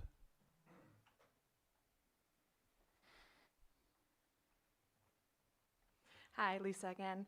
I just want to say thank you to Wendy, because I love the fact that our probation officers, which they are doing great work. In my day job, I work in workforce development, and I know that the Lake County Probation Office has done more for our youth than I have seen in the 3 states that I've lived in. So I just want to say I commend the outreach that we're doing. What I would ask is, I agree, Supervisor, that we could have a process that makes it easier, because it's like we're approving to ask for money. That's funny. What I would ask in that is, could we ensure that there's a public input part of that process, because the work is fantastic. I've gone to a couple different events that they've put on, and our youth are in desperate need of things like this. And I also know that there are people in the community. At Supervisor Crandall's December meeting, we had talked about this exactly, about the youth needing something to do, and so I would ask, can those folks, I'm thinking, the North Shore Youth Club, can they be a part of the process to talk about how we're going to use that funding? And then the second thing is, when we're looking at how the funding, because I'm going to claim it, we're going to get it, and it's going to be great. Can we talk about targeted areas of where are there high populations of youth that need this kind of support, and can we ensure that we're prioritizing those areas to try and mitigate some of the frustration? I think, Nice, we heard that there were 12-year-olds robbing people. 12-year-olds robbing people probably need something else to do than rob people. So if we could find something like that, just wanted to commend you. I don't know if you remember me, but you do great work, and I think that this is absolutely the kind of thing our department should be doing. Thank you. Thank you. Anyone else in the room?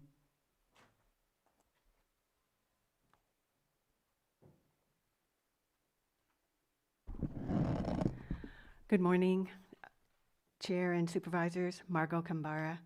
I appreciate Supervisor Sabatier's interest in streamlining bureaucracy. And it seems, funny to have to to have scrutiny over accepting free money.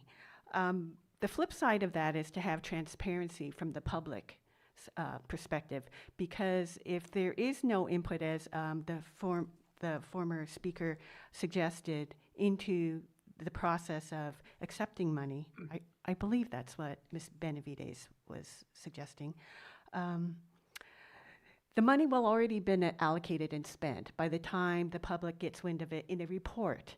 So I'm all for streamlining. I'm all for cutting back on bureaucracy, but please allow for public transparency on how funds are going to be spent before they are spent.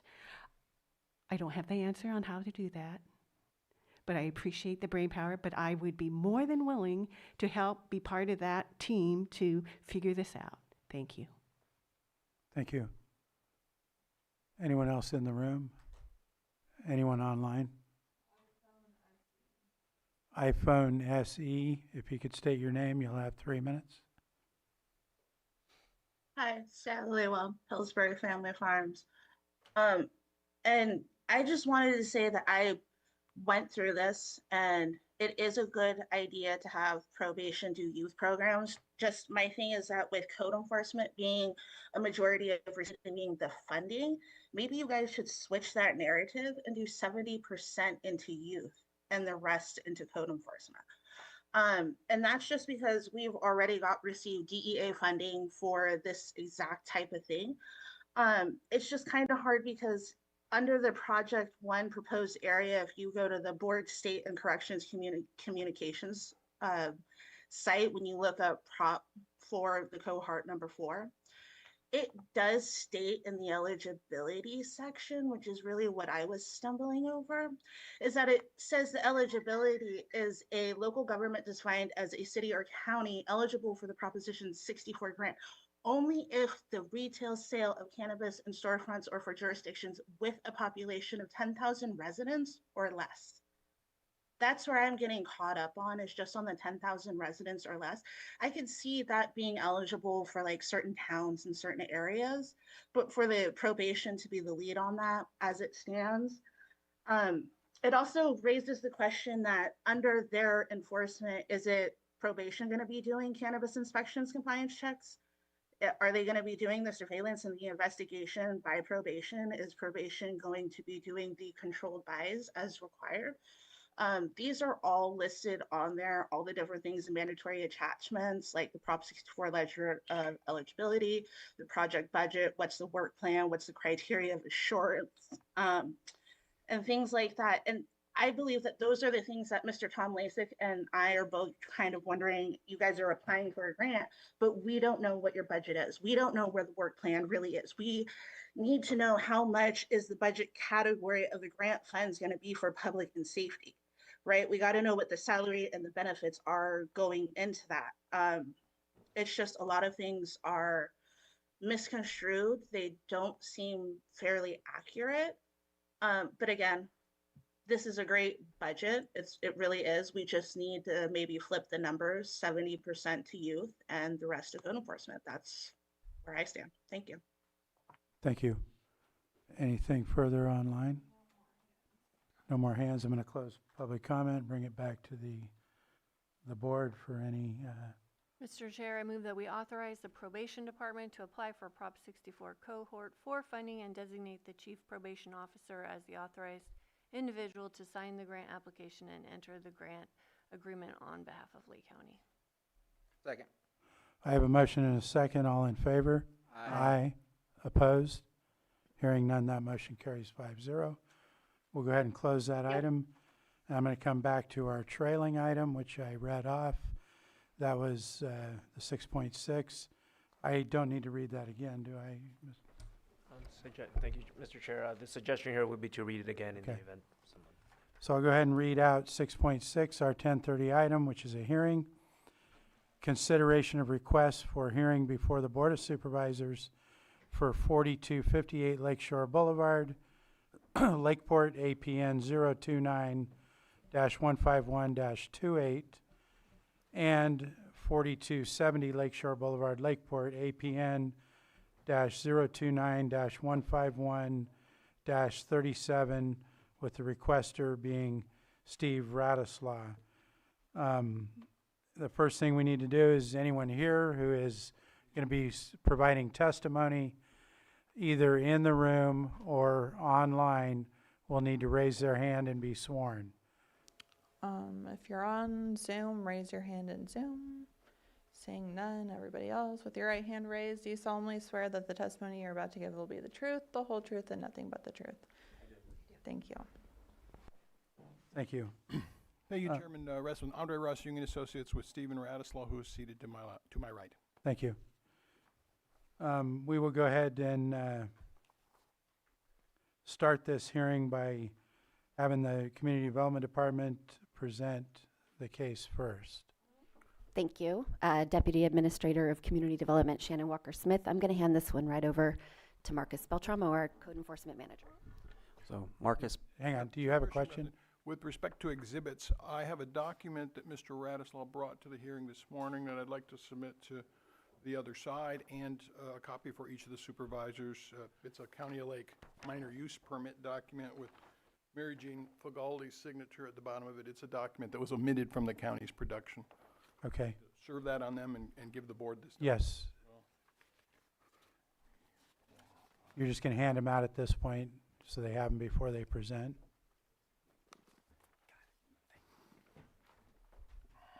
Mr. Ross, does that conclude your comment? It does. At this point? Interruption. Yes. I apologize. Thank you.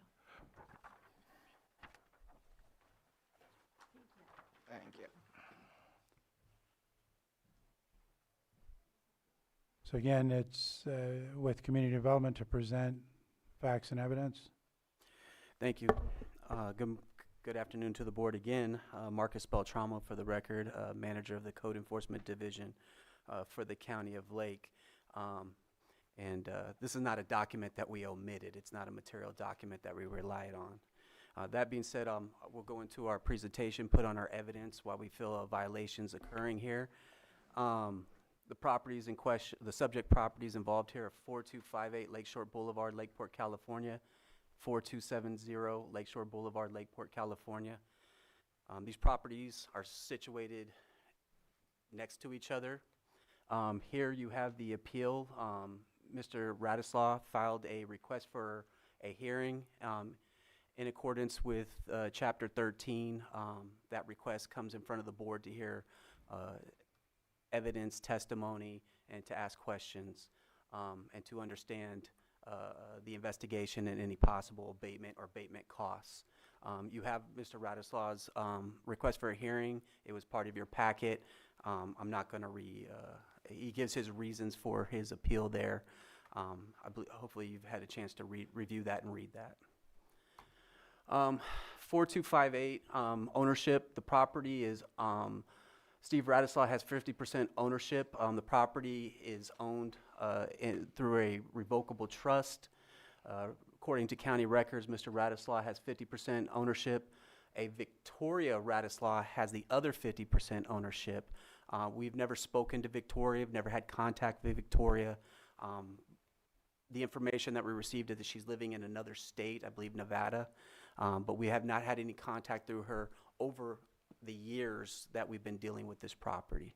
I just want to be clear that the only person that we've had that has any ownership or interest in the property has been Mr. Radislaw. The land use, currently the land use as it was explained to us is that the property 4258 is used for a pile driving and general engineering business, and also the storage of items related to that business. In addition, I believe we also determined that there's personal storage occurring that is not related to the business. The zoning designation. So the main violation for these two properties are going to involve land use.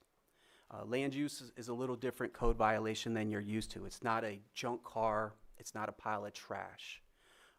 We do have Director Turner here She will be our expert witness if we need further explaining of land use theory or principles or interpretation of the code. But the crux of our case boils down to land use violations, which we will explain, and I'll try to do my best to explain them. This property, the zoning designation for 4258, it's zoned as an R1 property, a single-family residential property. The purpose and the zoning for this, the primary purpose and the zoning for this property is to have a residential home on the property. There is no home on the property. It is vacant land.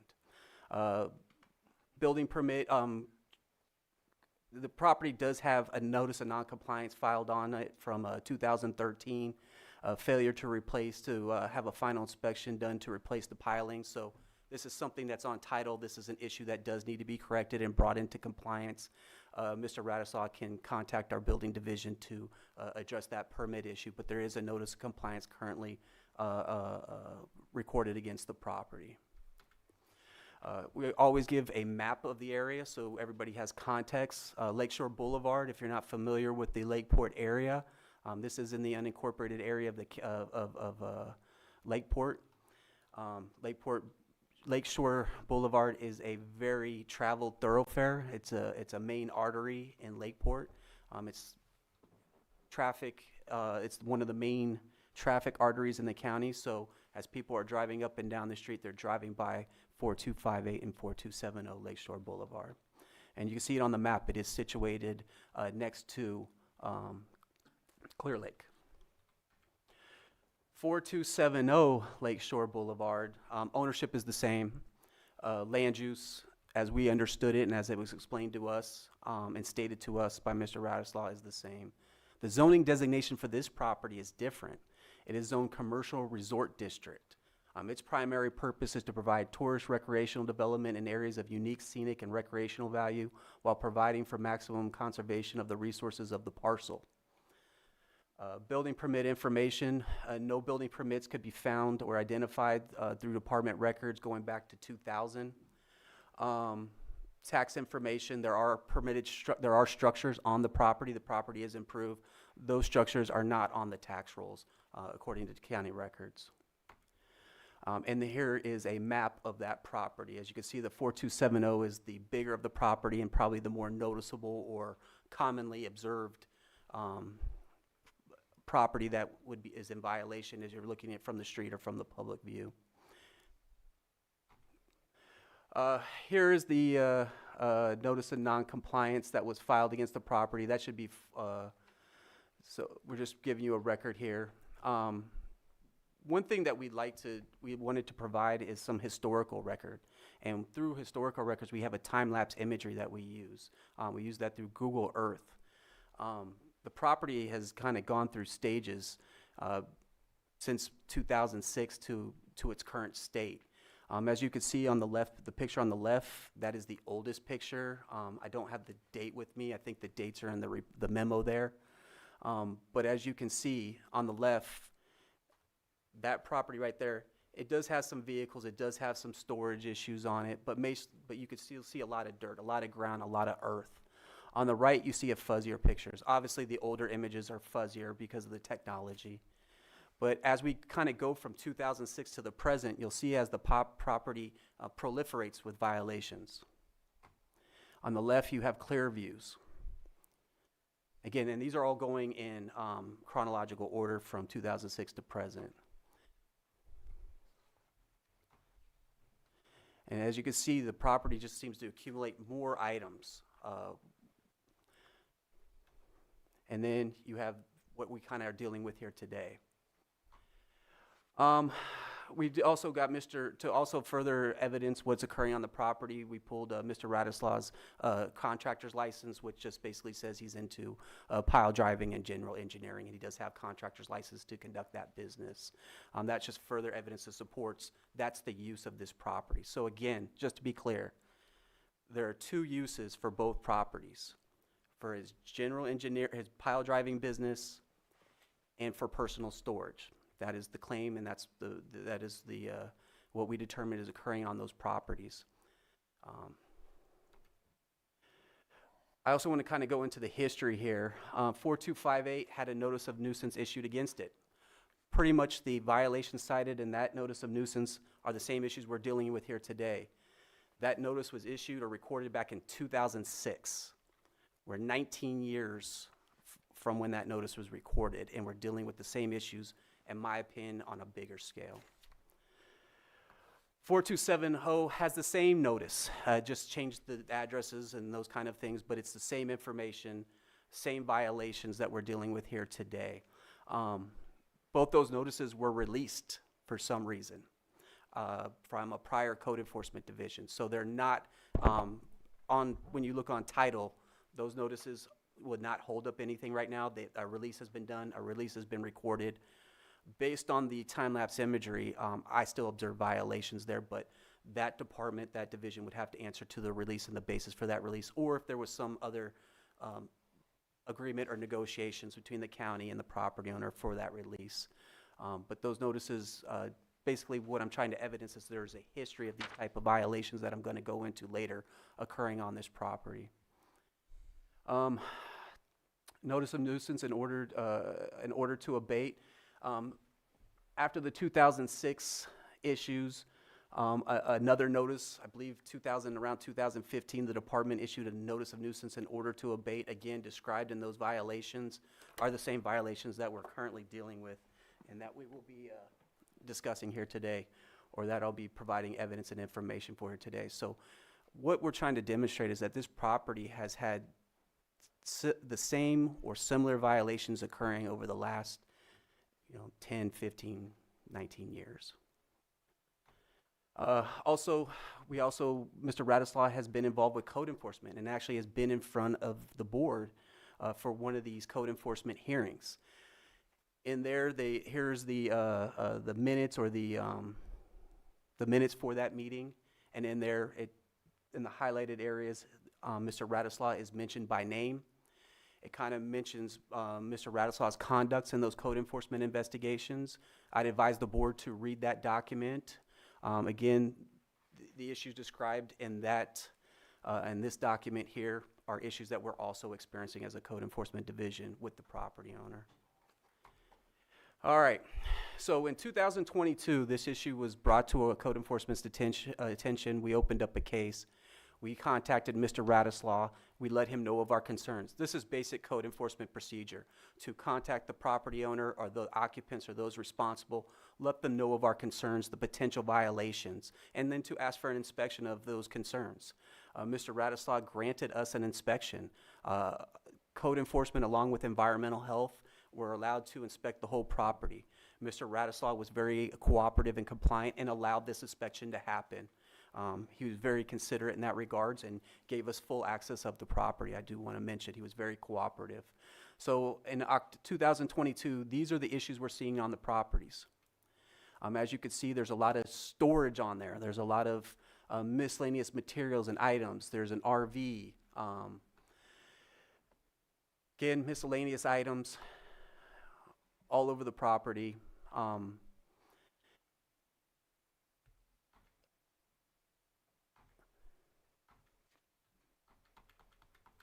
there we go. Sorry, there's a sticky button here.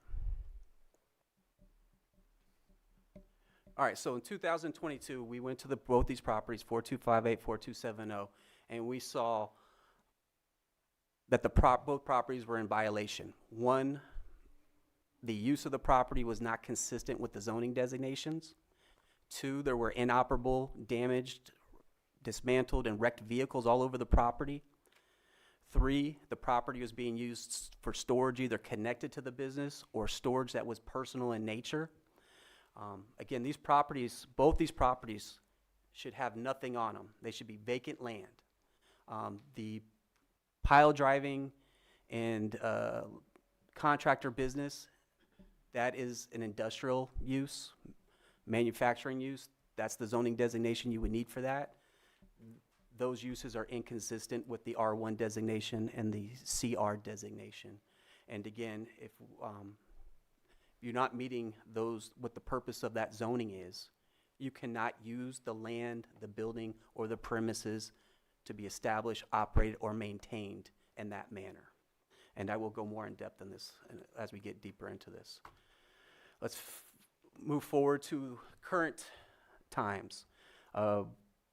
Starting earlier this year, 2026, or kind of starting in 2025, and Go ahead. I'm sorry. I feel the need to interrupt and request a 5-minute recess to have a brief discussion. Okay. We'll be in recess for 5 minutes.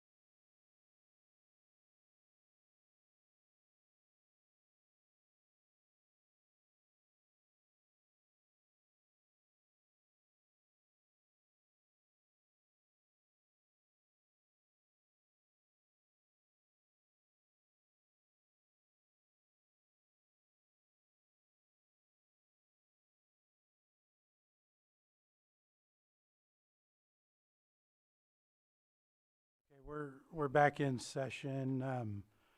I want to advise that, well, first of all, the board has received this entire package. We've reviewed it. We understand it's been submitted into evidence of what the uses, the zoning uses of those properties are, and it's been submitted into evidence of how it's being used today, and that's what we're considering. So at that, knowing that, let's wrap this up. I certainly will do that. I'll just go through the photos real quick. I'll get to the land use part, and then there are other violations, but I'll wrap them up real quick if you can grant me that courtesy. Okay. There's one that hasn't been, or two that haven't been discussed here today, so I'll just fast forward it to you and get into it. So Thank you. For 4258, the use of the land is inconsistent with the primary purpose. The storage on the lot is inconsistent with the zoning. There's inoperable, damaged, dismantled, wrecked vehicles on the property.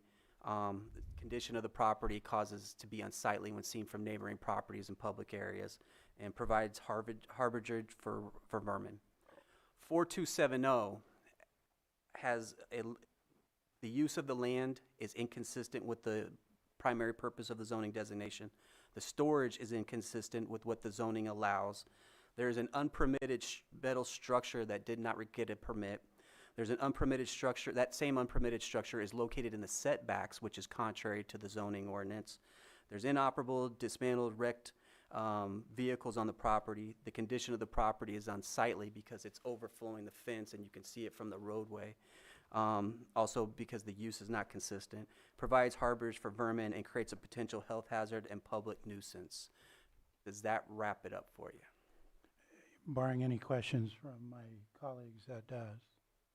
And I'm not seeing any at this point. So land use can be, I think we'll just move forward, and as the issues arise, we'll try to explain the land use further. But what the violation is that when you are operating contrary, using the land, the buildings, or premises contrary to what the zoning ordinance allows, that constitutes a violation. And that's the crux of that's the main violation that we're putting forth here today. Thank you. With that, Mr. Ross, I would turn it over to the property owner. Very good, Your Honor. Mr. Radislaw has no objections whatsoever to any of the exhibits submitted by the agency to your board for this hearing this morning. Mr. Radislaw also submits to your board true and accurate photocopies of a minor use permit signed by Mary Jane Figaldi by Danae Bowen on March 29th, 2006, which was curiously omitted from the exhibits submitted by the county in relation to this hearing. Since 2006, Mr. Radislaw has continued to use his property in much the same way he has used it since he first appeared before your board. This citation process was initiated during summer of 2025 when a notice of nuisance and an order to abate was issued, focusing only on Mr. Radislaw's collection of equipment and industrial artifacts inherited from the prior owners of this property. This property has been used openly in many different fashions since approximately 1957, and industrial vehicles have been parked there for decades, all of which is also supported by the other proceedings that Mr. Radislaw participated in and the notices of nuisance previously served by the county. Mr. Radislaw is here to stand up for his right to privacy, his right to self-reliance, and his right to not be surveilled or harassed by public officials looking for a new reason to shut down his facility. The initial notice, which was also used to generate an $18,000 set of penalties, see Exhibit B, pages 1 through 7, attached to the appeal of the superseding notice. That notice made no mention whatsoever of zoning concerns or unlawful uses. The substance of the complaint during summer of 2025 was the alleged accumulation of stuff. in violation of one or more rules. There have been no allegations of any hazardous materials. There have been no allegations made and no evidence gathered of any violations of the shoreline protection ordinance that Lake County has. State inspectors have been out to the property. There are no allegations that there has been leakage of any oil or any hazardous materials. You know, it's strictly a case that certain folks don't like the way Mr. Radislaw's property looks. And back in 2006, the solution blessed by County of Lake / Mary Jane Fagaldi was to install a fence. The solution today would be to alter the minor use permit condition requiring a 6-foot fence in the front yard and make it an 8-foot fence. And that additional 2 feet of visual protection will preserve the delicate sensibilities of those folks who've been driving by that property since 1957 and seeing equipment parked on that property since 1957. Mr. Radislaw is now 72 years old. 30 years ago, when he was younger and stronger, he was dealing with the exact same complaints. He's had some medical changes in his life now. I am told he's had a heart attack. I am told he has had a mild stroke, and he may be having other physical and or mental health issues I don't know about that have slowed him down in his ability to manage and properly manage his collection of industrial artifacts. I would respectfully submit to your board, after admission of the minor use permit into evidence here, that this citation should be dismissed and Mr. Radislaw should be granted the ability to add an additional 2 vertical feet on the front portion of the fence, which ends the optical problems.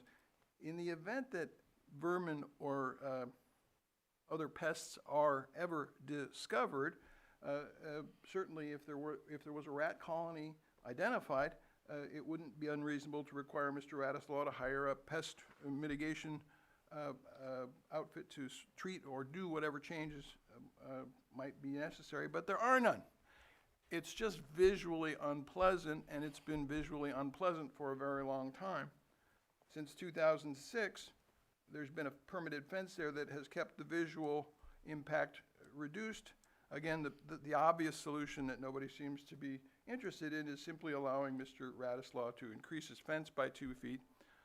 And the property is up for sale. There are people walking the property not too long ago. There are prospective buyers. And we'll submit it on that. Okay, thank you. Does CDD have any comments based on that information? Go ahead.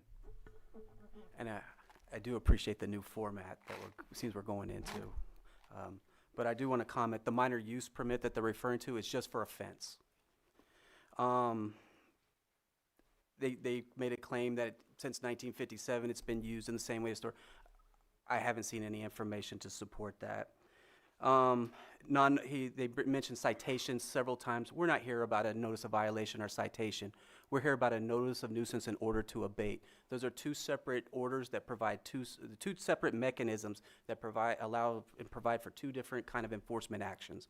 One is to impose a fine, the other is to abate an action. What we're appealing here today is a notice of nuisance in order to abate. The NOVs were issued a long time ago. The appeal period has expired for those. Those are not an issue here today. It's the notice of nuisance in order to abate.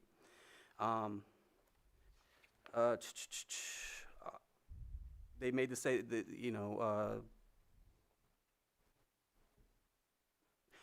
I'll get the one last point I guess I want to hit on that's fair here is that you don't have to see a rat colony. The code just says, or which provides harborage for rats and other vermin. Provides means it can provide that. But that's not the crux of our issue. Our issue is the land use issue. That's the issue that we feel is in violation here. That's our major concern, and that's the major violation that we are citing here today. Thank you. Mr. Ross, any brief comments related Very briefly, I think Mr. Beltramo protests a bit too much, but maybe I'm not understanding something correctly. The notice of nuisance in order to abate issued in 2026 is on its own face, a superseding notice, which the recipient of the notice takes to mean that the citations issued in 2025 including the $18,000 fine that was imposed, have been superseded by this notice of nuisance in order to abate. All of the other criticisms that I've raised still stand.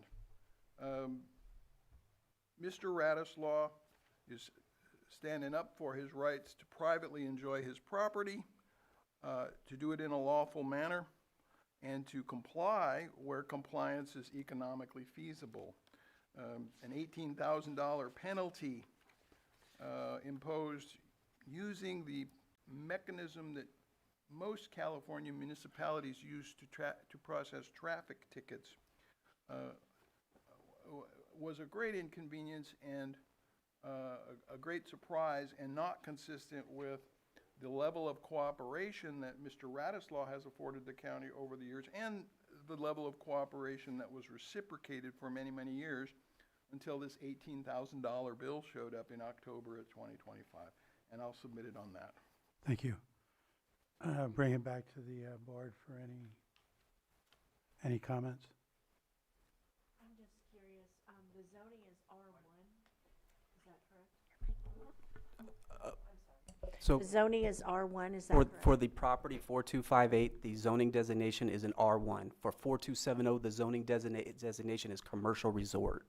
Okay, and then, when were those assigned to that property? How far back do those zonings go? Just curious. We did research the zoning designations for the property. I don't have those dates off the top of my head, but they were a long time ago. A long time ago, so decades. I wouldn't say probably somewhere around the 2000s.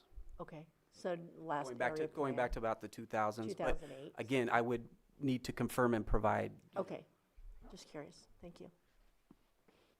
Nothing else. I will open it up for any public comment, if there is any. Not seeing any in the room. No hands, I'll bring it back. I'll close public comment and bring it back to the board. My thought is, I mean, we've got to move on addressing this issue.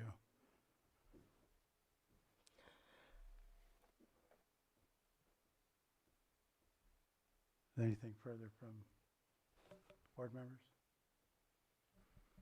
You've Go owned ahead, it since the Supervisor. 50s? Excuse me? You've owned it since the 50s? No. Oh. Probably 1995. Thank you. Go ahead, Supervisor Sabatier. I forget the exact date on the deed, but the deed is on the attachment as well. And I missed it, it was in sorry. the 90s before the, yeah, no, it was 2000, I believe. Yes. 2000 exactly. I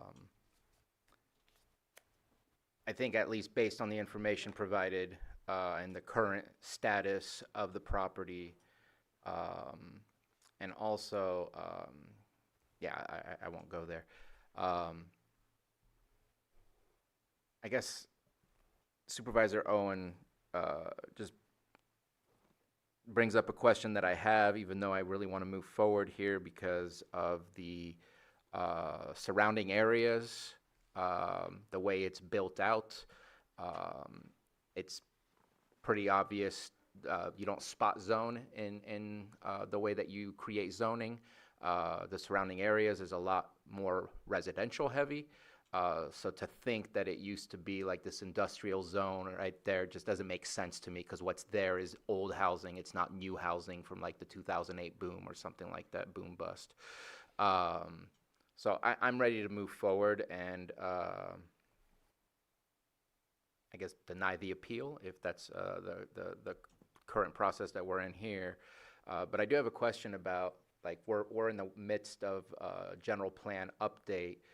Is there a way to capture any nonconformities that are created when general plans are updated, so that when we have these situations, we can recall what past zoning used to be?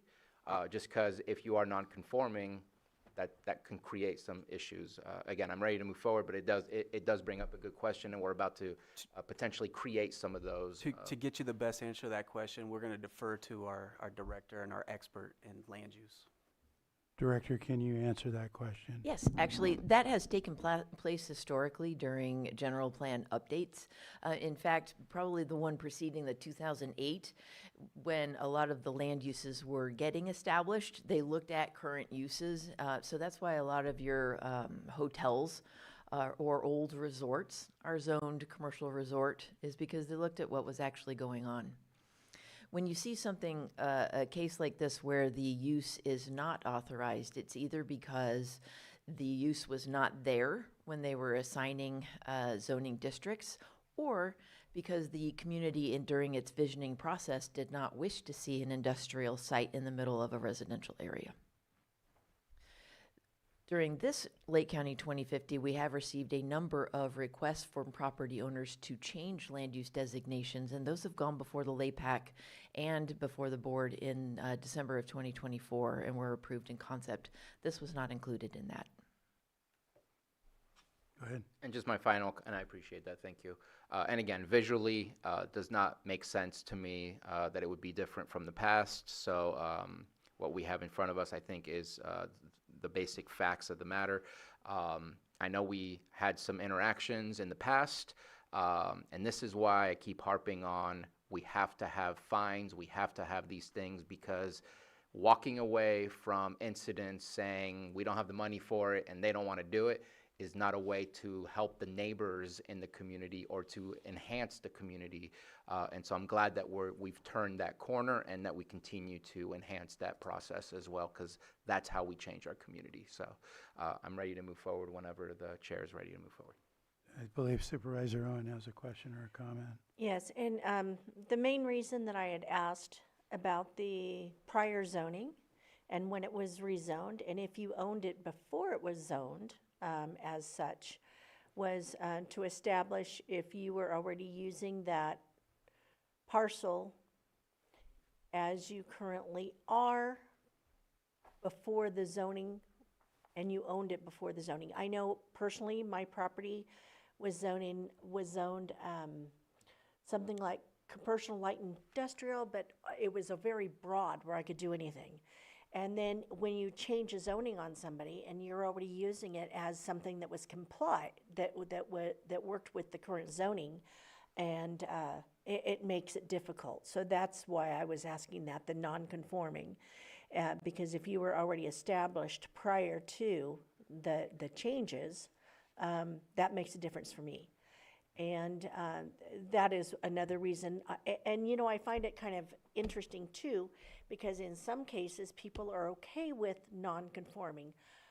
That's why in the cannabis industry, I wanted to have the 10 years so that we could bring people into compliance. At this point, with normal, it's when it changes hands, it comes into compliance. You're required, as I understood it. And so that was why I was asking those questions. Thank you. May I respond briefly to Supervisor Owen's comment? Briefly. The exhibits supplied by the agency include the minutes of a hearing before your board in 1996, at which time Mr. Radislaw was occupying the property as a tenant of the sellers, the Giesels, who were using it in the same usage in 1996 that it's being used today. He was their tenant. He acquired the land from them after 1996. But your board can read the minutes from that hearing, thanks to the agency giving you that. And then you acquired it in 2000, and was there a break in the use of that? Did you continue to use it from there forward? Continued to use it. Just to be clear, we were not able to find any legal non-conforming entitlements for this property. Because the enforcement did not take place in a timely manner back then is not the same as having it be a permitted use with the change of zoning later. Thank you. And I'd like to comment, the property in that document is not the same, the two subject properties we're discussing here today. That was another property that Mr. Radislaw was involved in. We were just bringing that forth just to show the conduct and the notes that were made in that situation we're dealing with now. Thank you. All right, bring it back to the, did you have a comment? I'll take action. Go ahead. Motion. Mr. Chair, I move that we uphold the notice of nuisance in order to abate and direct the property owners to voluntarily abate within 30 days and to authorize staff to abate the nuisance if not voluntarily abated, and that all associated costs of the abatement become a charge against the property and placed on the tax rolls as a special assessment. I have a motion. Do I have a second? Second. All in favor? Aye. Aye. Mr. Radislaw would like to ask for 90 days. It's not possible for him. Well, we already have a motion on the floor, and we just took a vote. You didn't count him yet, though. What was that? You didn't count him yet, though. Yeah. So, again, we have a motion and a second. Go ahead, Lloyd. Oh, yes, thank you, Mr. Chair. So you're, at this point, through the motion process, you as the chair may want to just double check on any nay votes, because I believe where we left off is the aye votes. Yeah. Were there any nay votes? I sustain. You sustained? I'm not going either way. Okay. So we have, then we have 4 ayes and 1 sustained, not voting. And thank you, Mr. Chair. So just to clarify, that would be an abstaining Abstain, vote. yes. Abstain, so we have 1 Sorry. abstain and 4 ayes. So that motion carries 4-1. Go ahead, Supervisor. Yeah, just asking Mr. Beltramo, it takes a little bit of time to get to the point of actually doing the abatement. Do you have a timeline in mind of what that might be so that we can let the gentleman know approximately the timeline he has to do the abatement himself, where at that point, yes, we've approved doing the abatement, but if there's nothing left to abate, then the cost of our abatement does not get placed on his.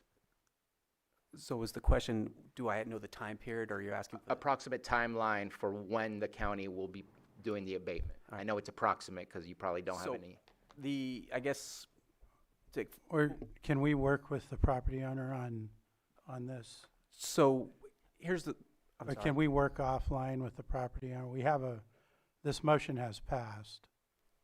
So he has 30 days to clean it up. If you can discuss with them, his counsel, offline on what that process is, I think would be appropriate. So we always want to work with our property owners. We always want to try to find something where, a compliance plan where of their own volition they'll Right, resolve. I get it, but we'll conclude at this point and work with them.